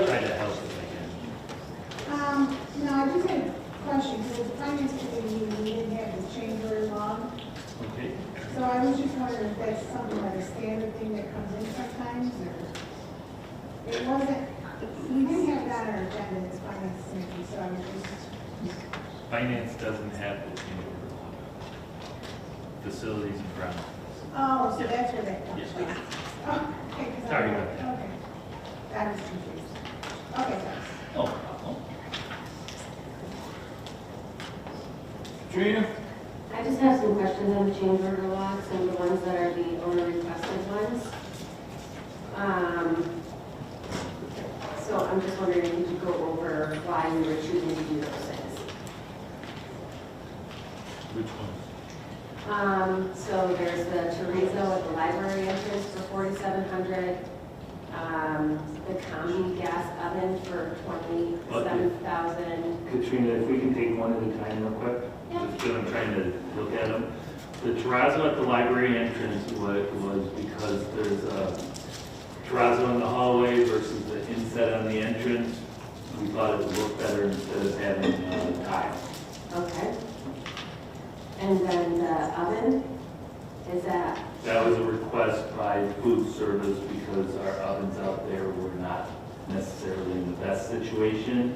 And at first we thought we were going to be able to use them, and we couldn't. We can't utilize, okay. And then the B-wing doors and the B-wing flooring? I don't see it, I'm sorry. Keep scrolling, just keep scrolling down. So one's for 10,000, the other one's for 2. Which building? You just keep scrolling down the sheet and you look at the highlighted ones with the code OR. It should be on. Oh, page. I'm sorry, I just found both of them, so I knew that. Yep, you're on page number 5. Okay. And then the B-wing doors, if I'm not wrong, what I think that is we had a suite of offices for speech therapy and so forth, and we had the old doors in a new space, and because we had the funding, we opted to put in the new doors so that they would be updated and we wouldn't have to come in and do it at a later time. Okay, and then that last one is the B-wing finishes for the EC. You see it down there for 4,000? B-wing finishes, B3B, B34. I would need Mike on this one. For Mills, is that like Mills Electric? Yeah, it's probably electric for those. B-wing is where the offices were done, and there was some wiring that was in there. You just don't know it, but then when you're doing wiring, you say, yeah, that's probably a better idea that we do this instead. That's all I can say right now, but it's in that same area of offices. Okay, thank you. Yeah.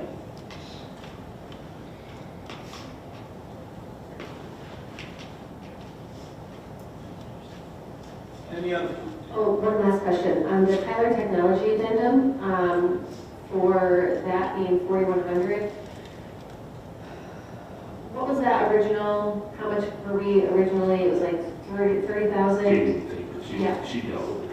And then what do we do with that remainder of the money? Where does that go? So the initial contract was for 200 hours, I think, for a cost of $37,000. We've run through that contract. Now, as the bus garage is fine-tuning the routes, getting everything in as good order as they can, we're asking for additional hours to have her support if we need it. We only spend what we use. So if we use none of this, there's no more money out the door. If we only use 5 hours, that's all we pay for. We're trying to support the bus garage so that we have somebody that specifically uses it to help in their refinement as they're reviewing all the projects. And this is the same woman that we consulted with during the whole route development process. Okay, so this is in addition to. I was thinking that we didn't utilize all of that one from before. Okay. Yes, that has been expended. Okay.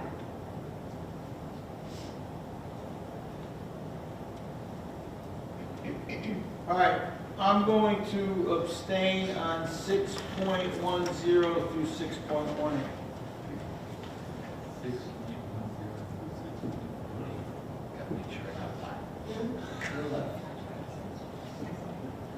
I call a question. All in favor? Aye.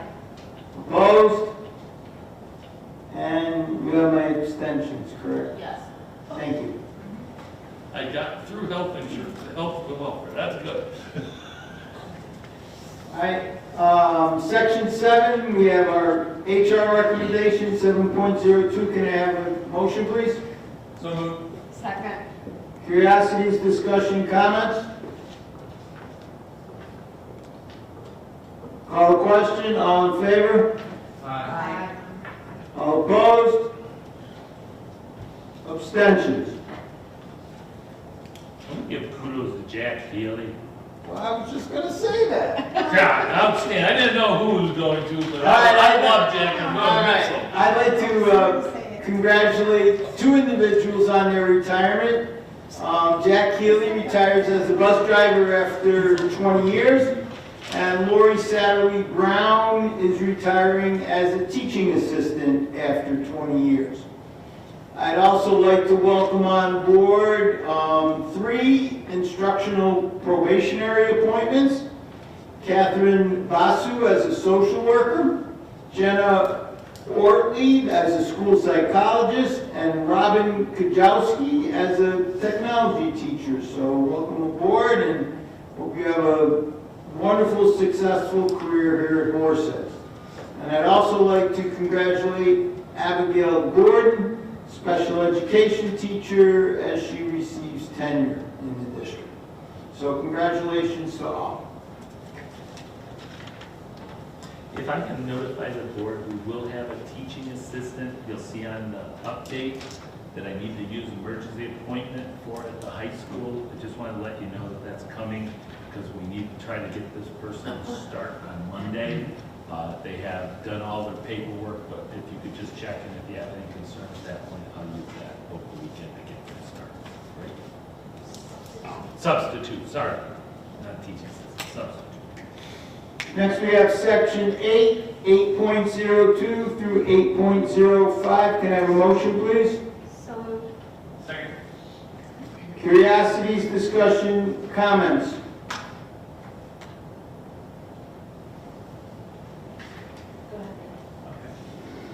I just had a quick question. The 8.03 and 8.04, just not being familiar with, the sort of what's alluded to in those, because it's the first time I've dealt with it. I Googled it, and it brings up, it refers to the 2025 public school registration closure plan, and then you search that, it brings up sort of the template document. So I'm assuming that template document is something else that's being prepared. This is just for purposes of the board resolution. It's the process, and Tony will speak to it, because we had to research exactly meeting the timelines and everything, because we're actually shifting the Fed's close number, and the state will not allow you to do anything until you do that, and because we've approved the Ridge Road, and that is now starting under construction, the state knows we have to do that, and then the rest. So there's 2 documents presented. It was called our portal, online portal. We have to plug in certain information about Center Street and its closure, and then certain information about Ridge Road and the reasons moving over to that location, and that's the portal side. And part of that, we submitted that prior because there's a deadline on it. And if you look at FAQs for that, it says that you can do the resolution as long as you submit with a note saying, hey, there's going to be a resolution coming, it's having one. So this resolution will finish the final requirement of that submission to the state. So there's 4 other pieces that go with it. This is just the last formal one. And this will be the verification to the state that we have kept our word in regards to capital construction. Okay. And then second question on 8.05. I'm in support of the resolution. I just wanted to state that it refers to a, quote, workshop meeting, and I think what that is referencing is under our board policy 2300, we have 3 kinds of meetings: regular meetings, special meetings, and work sessions. And I think it's meant to be the third, the work sessions. Oh, yes. So, Typo. yeah, just I thought I'd put that into the record, that that's the type of meeting that is being contemplated by that resolution. If everybody could just amend that resolution and say work session. Thank you. Others? Trina? I'd like to restate that, and then I would like to make sure that I get it to Candy so that it can be reflected in the minutes. Right now, the board is going to vote on whether or not to close Center Street. However, I do not believe that the board has done its due diligence in listening to their community to see the long-term impacts this is going to have on the future, especially in terms of new debt. We really do not know the financial impacts of new busing, having to hire new staff, if we have to create a new capital project to redo all of the parking lots, if we cannot handle the new traffic flow from the increased size. We don't know the length of time a child is going to be on the bus yet for sure. The presentation from the demographer did not include pre-K in the buildings.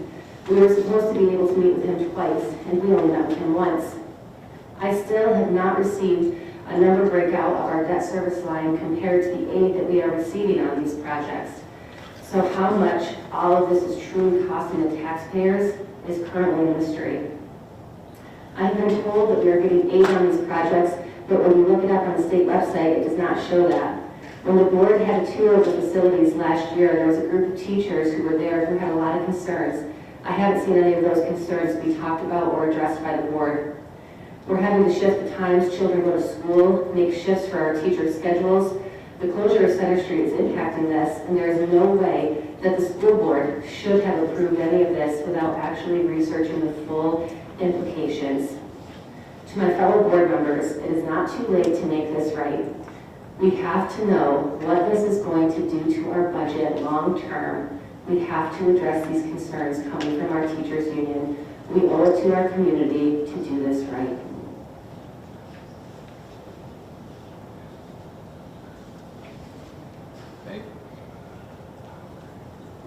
Call the question. Oh, I'm sorry. I just wonder, where is the work session? Oh, here. Thank you, I never thought of that. I just wanted to verify that. We'll just verify that and put that up and everything. I'm sure Terry will take care of it. Yeah, I just want to make sure I know where I'm going. Sure, no problem. Christine?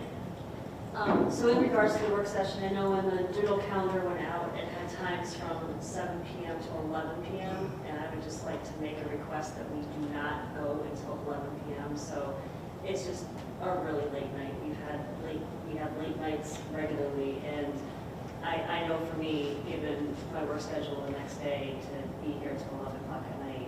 So I'm hoping that we can end it earlier and maybe put a shorter time limit on it.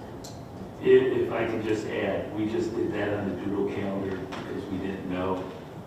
It is really up to the board and James Gregory, legal counsel, who will be present at the request of the board for that evening. Oh. I'm going to be voting no on 8.3 and 8.4. I also have to clarify that as well, that I am going to be voting no on 8.03 for the closure of Center Street Elementary School, and on 8.04 for the temporary change to the Ridgefield Elementary School. Thank you. I'll call the question now. Call the question, all in favor? Aye. We have our opposed? Abstentions? Julie. I guess I will see 8.05. I'm not able to be here, so I don't want to vote on the, Oh. Thank you. How did you vote on the others? Oh, I vote yes. Oh, okay. Yeah, I knew you had a question, so no problem. So I know I wasn't here the other night, but I listened, and I thought we had said that we wanted to have a date that everybody can attend. So if Julie can't attend next Wednesday, are we still going to have it, or are we going to find a date that works for everybody, as well as James? We did the doodle calendar. This is the date that the people are available according to James's schedule that can be available. It is now, it is a board meeting, and I can't help if everybody can't be at everything. They're different than I'm sorry, Aaron's I'm not traveling here. for work. I can't. Yeah, no, I'm not saying that. I understand. I just want to be clear. It's not just for, I had I'm conflict choosing as not well, to. I'm so still out that's of why. town, so I apologize, so. Yeah.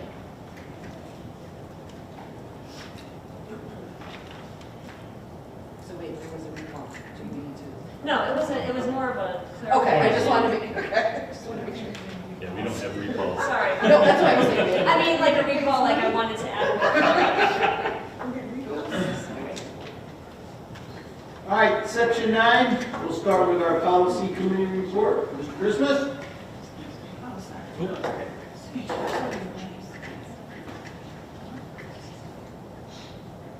I'm sure.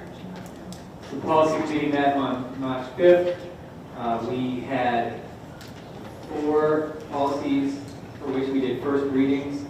2 of those were as a result, they're outside of our normal cycle. They were as a result of recommendations of council because it referred to a type of diploma that's no longer recognized by New York State, so they had to be made current in terms of what the state currently utilizes. And so 4773 is actually deleted in its entirety because the individualized education diploma is no longer offered. And then 4774 is updated in light of that change. And then the other 2 are just part of the normal cycle and have some minor changes proposed. And then 3 policies for second reading, we didn't make any changes to those from what the board saw in their first reading of those. No go to the order. Need an action vote on 9.03 through 9.05. Can I have a motion, please? Second. Curiosities, discussion, comments? I know it's a second reading, Dan, but I just, this is what I was looking. It says you're eliminating the residents shall establish ground rules. Which policy? The budget hearing, under the budget hearing. I think it's 9.4. So doesn't the board president do that? So why are we really? It says the president shall establish ground rules.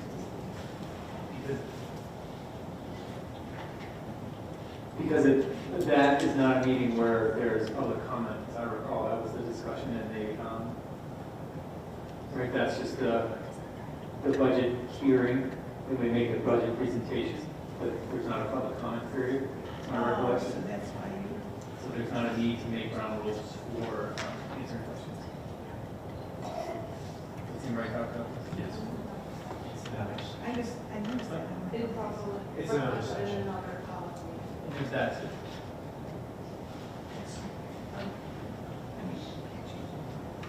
No, you could, actually, you could.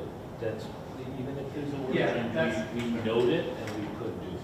That's, I mean, we have a whole policy around when we do public comment, and so that was, they were, the peanut gallery reminded me. Well, I know that too. Right, so those rules are the rules that apply anytime we have public comment in a public meeting, that's why. So, thank you.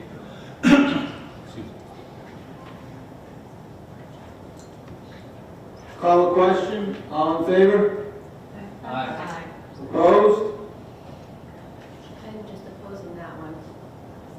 I oppose the one we were just talking about. Yeah. Budget hearing? Yeah. Abstentions? Section number 10 is our first readings of board policy, so there's no vote to be taken. Does anybody have any questions for the committee?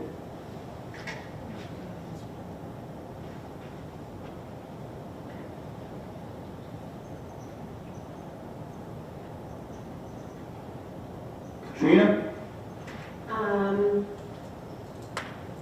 Yes. So when we are talking about the budget implementation and we are talking about appropriate financial reports.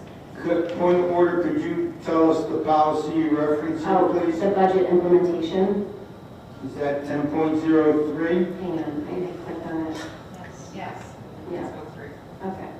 So at the bottom of that, the last paragraph, it says, appropriate financial reports as determined by the board shall be readily available to the board. So that green highlighted section is the as determined by the board, where before it said appropriate financial reports shall be readily available to the board.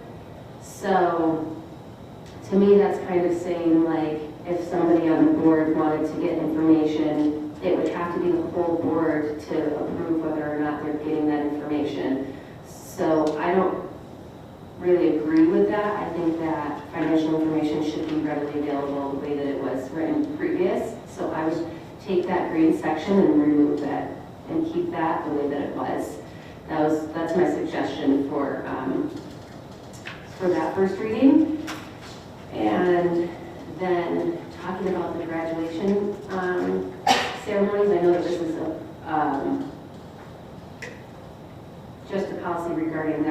students and whatnot, but I was wondering if, and maybe this would be for board member comments, but I don't know if it's a thing where the president always speaks necessarily, or like if there is somebody who, you know, maybe their child is graduating for a particular year, if maybe the board wanted to consider letting that member of the board speak in lieu of whoever the normal speakers would be.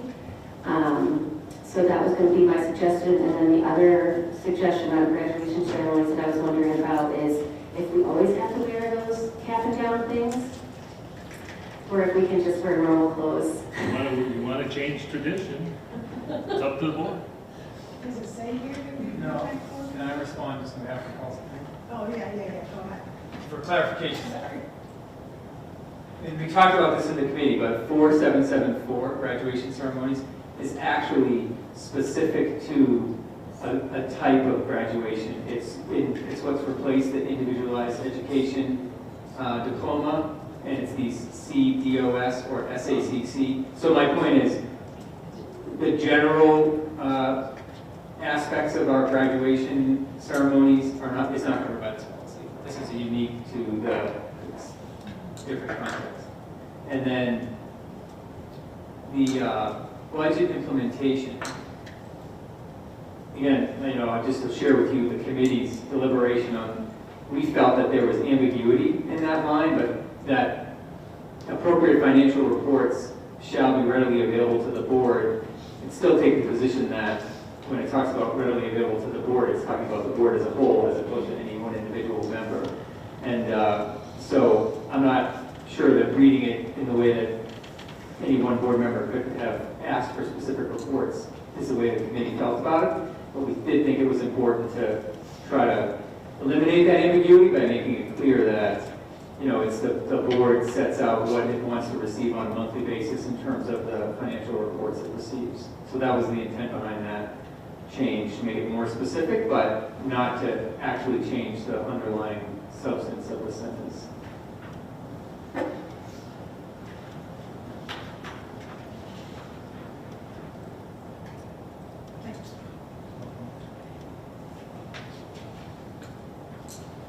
All right, I have nothing to report tonight, so now we move to board member comments. Sue? First, I would like to say that I'm excited to go to the high school play tomorrow night and see, I know a lot of the seniors, and Mia actually started her career in my backyard because the girls used to put on plays and shows and dances, and the parents would come. Her and Jordan were quite competitive, but Jordan competitive in sports. So I'm excited to see that, and also congratulations to the girls basketball team. I want to recognize the two people who retired. One is, to me, Jack Haley, for his 20 years of service, and thank you, Jack, for your time and keeping our students safe. Happy retirement. I've said to Jack for years, his stepdaughter was actually in her wedding 49 years ago. So I've known Jack longer than 20 years, but I appreciate all his time, and I'm glad he's finally retiring, and so happy retirement. Also to Laura Sally Brown, who has been a teaching assistant in our district for 20 years. I'm sure she's touched a lot of students' lives in her service, and I want to wish her a happy retirement too. Thank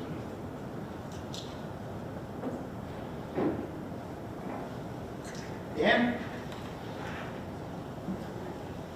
I just wanted to offer my thanks to the folks who came and spoke in the public comment period. I think as a board member, these meetings can become, you know, there's routine business we do every month, but frankly, what I often find most rewarding and reaffirming is when people come and speak to us about things that are on their mind and help us to understand that how what we're doing actually has impact. And so hearing, whether it's about a problem or an idea, it's all valuable, and I appreciate the time and effort you came to sit and spend the evening and provide that information. And if Jessica's still here, for your words, which were compelling and eloquent, and thank you for sharing what you did. Marianne? kind of the same things, right, for the Blue Raiders. Coach Scott always seems to do a great job. I'm excited, as Sue is, to go and see the show tomorrow night, because back in maybe 93, the Green Room Players did Into the Woods, and my son was in it. So it's going to be kind of fun to see it over again. And special thanks to Katie and all the work that goes into these tedious budget presentations. So thank you all. And again, what Dan said, the people who came and spoke tonight, thank you for sharing your stories with us. Christine? A couple things, just a couple shout outs and then just a couple a concern that I just wanted to share. First of all, congratulations to Coach Brett Owen. He got the Coach of the Year award for Section 4 for D1 Wrestling the other night, so great job to him. We had 4 wrestlers on the state podium, or 3 wrestlers on the state podium, which I don't think we've ever had in the history of this district. So Coach Owen, along with Coach Munz, really made history this year. So big shout out to them. I also want to recognize Sue. I've seen Sue every single weekend up at Green Peak as she manages the ski club, and I'll tell you, she has her hands full. I mean, when you think about trying to keep track of 2 busloads of kids all over the mountain and who's passed to go on the green slope versus the blue or black and everything. So hands down, I mean, she spends all of her Saturdays there during ski season. So kudos to you. I think that's pretty cool that you've done that for so many years. So thank you. And then lastly, just a concern that I want to share, and I'm sorry, I'm going to open up my phone because it was a text message that I had received right before this meeting started today. So along the lines of what Jessica said, and I really appreciate her frankness and candor, and quite frankly, I'm embarrassed, right? It is embarrassing, and it is really sad that is the way that people perceive us as a board. I've been on the board for 10 years now, and I've always been proud of being a board member. I've always respected the work that we do, and it's been a challenge for me. It's been frustrating for me, and it's even more frustrating to know that people out in the community are kind of making a mockery of it, right? And so, thank you, Jessica, for being so honest, because we really needed to hear that, all of us. And especially right before our meeting started, right as we were getting ready to start the meeting, I got a text message from a staff member that saw a post on Facebook by one of our board members, and the post said, "Grab your popcorn, it's almost showtime."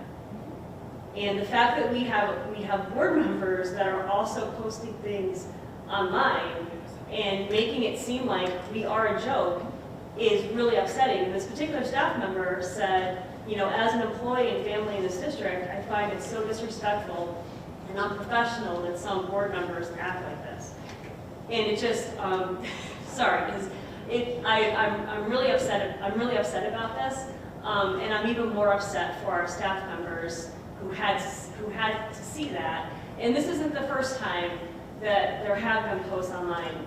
We have our operational norms, and we talk about, yes, we all have we all have a right to say and do what we do. However, people see us as board members. We're supposed to be role models in this district. And, the things that we do and say online matter, and it reflects really poorly on the entire board and also the district. And it really upsets our staff members when they see things like that. So I just think that we all need to take a step back, really listen to the words that Jessica said tonight, and really be mindful of our actions and our words as we move forward. And hopefully, in the meeting that we're going to have next week, we'll be able to make some progress there as well. So, thank you.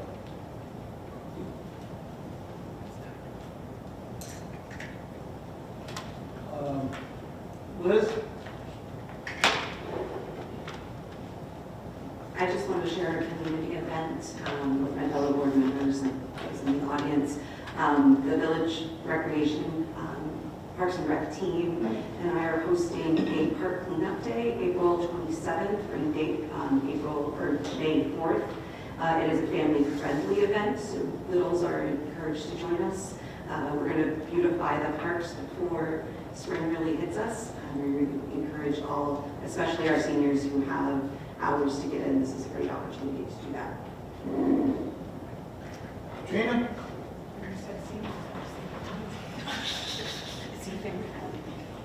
Could we maybe get that emailed out, what you were just talking about, Liz? I'll get it, if you can send To it to like me, I'll get it. the PTOs, then we can send it out to people or let people know.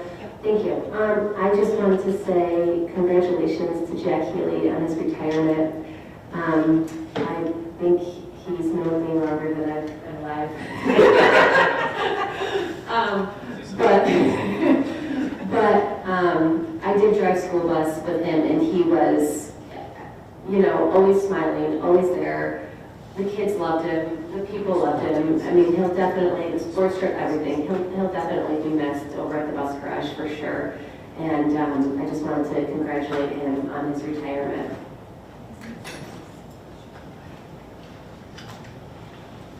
Julie? I'd like to thank everyone who did come and talk in public. I do appreciate it, as well as everyone who did present tonight. Thank you for that. I know, as well as Katie, you and the team that puts together the presentation for us. It's certainly appreciated. I want to wish good luck to everyone in the play, as well as the girls basketball team. And I want to thank everyone who participated in the St. Patrick's Day Parade, the band was in it, as well as some of the elementary schools, and it was really nice to see them walking. And congratulations to our wrestlers who did make podium.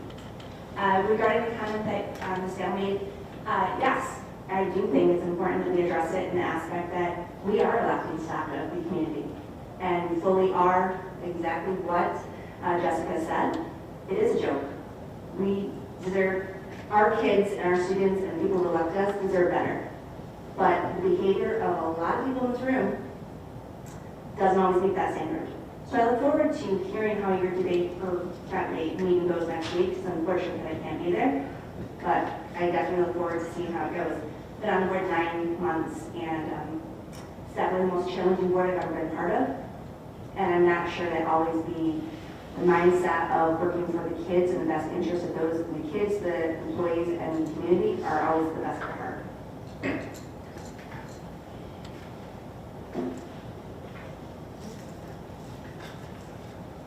Marianne? At our last board meeting, I started to share some words and I got my time, so I stopped. But I'd like to read a little bit what I wasn't able to say, especially after hearing what Christine had to say. I've been on the board probably a total of, I can't think, it's either 12 or 15 years. So if you'll just give me a minute here. As a board, we've engaged in thoughtful discussion, shared different perspectives, and at times disagreed. But regardless of individual opinions, we have upheld the decision made through our collective vote. This is prior years that I'm speaking of. There was always an atmosphere of trust and solidarity. During this current term, we have revised board policies, procedures, norms. These changes were carefully considered, brought before the full board for a vote, and implemented accordingly. These are the guiding policies by which we conduct our meetings today. Unfortunately, in addition to meeting the district's educational needs, we have faced other challenges. Standard procedures have not always been followed. Decisions previously voted on continue to be questioned, and accusations have been made, possibly even threats. This is not only disheartening, but unacceptable. We are a board. We serve this district as a unified body, regardless of our own personal perspectives. To act otherwise is a disservice to our community, but most importantly, to the children we are entrusted to serve.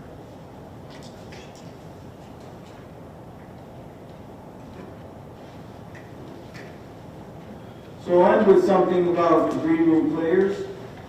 Let me go first so that you can end on a great note. just a reminder that the board is meeting for, I think, everybody tomorrow at 8:30. If you want, you can come at 8 to 8:20. I think they've got some coffee, tea, and some light snacks. What happens is we will be there coming the middle school entrance. We will have 3 groups because the board is not meeting, but we're just congregating there, and then those 3 groups will go out to 2 sites between 8:30 and 11. If you wish to go, like if you're coming at 8, you know you got to go at 10, right? Just follow the person that's leading each of the groups. I will be at the high school. I think Tony will be at, you're going to be at one of the elementary schools, I think it was, and we'll be trying to pop in. And then I think it's Joe, Tiffany, and Kelly who will be leading your groups on the educational review tomorrow. So there's no meeting, there's no discussion of board business, but we have groups of 3 going in 3 different directions. You'll get your group tomorrow at the middle school. We leave at 8:30, no matter what. Very close to be in my mom's group. But we can carpool. I might leave. I think you said you might have to leave. Yeah, we'll see. Oh, okay, then we won't carpool. I didn't That's discuss that fine. with her first, Okay. so. No problem. Thank you. It's Now, there you go, Warren. I'm all done. So I'm dog here, but I'm all done. fine. Is that 8 to 11? It's like 8:32. Oh, then I might be. Good. So just, the Green Room players had their dress rehearsal last night, and as one of their, I don't know if it's their customs or they just decided to do it for this play, all of the actors and actresses took something from when they were a child, like, you know, you read stories about kids had their favorite little monkey bear or doll or whatever, blanket, whatever. And each member of the play put their, if they had it, if their parents saved it, which I'm sure most parents do, they put it in a chair as an audience. So, and then they took pictures of all of them watching the play practice. I just thought it was a cute idea. They're always thinking over there. So drive safely home, and we'll see you tomorrow morning. Thank you. Motion. Wait, I'll make it. A motion to adjourn, please. Second. All in favor? Aye. Opposed? Abstention. We're at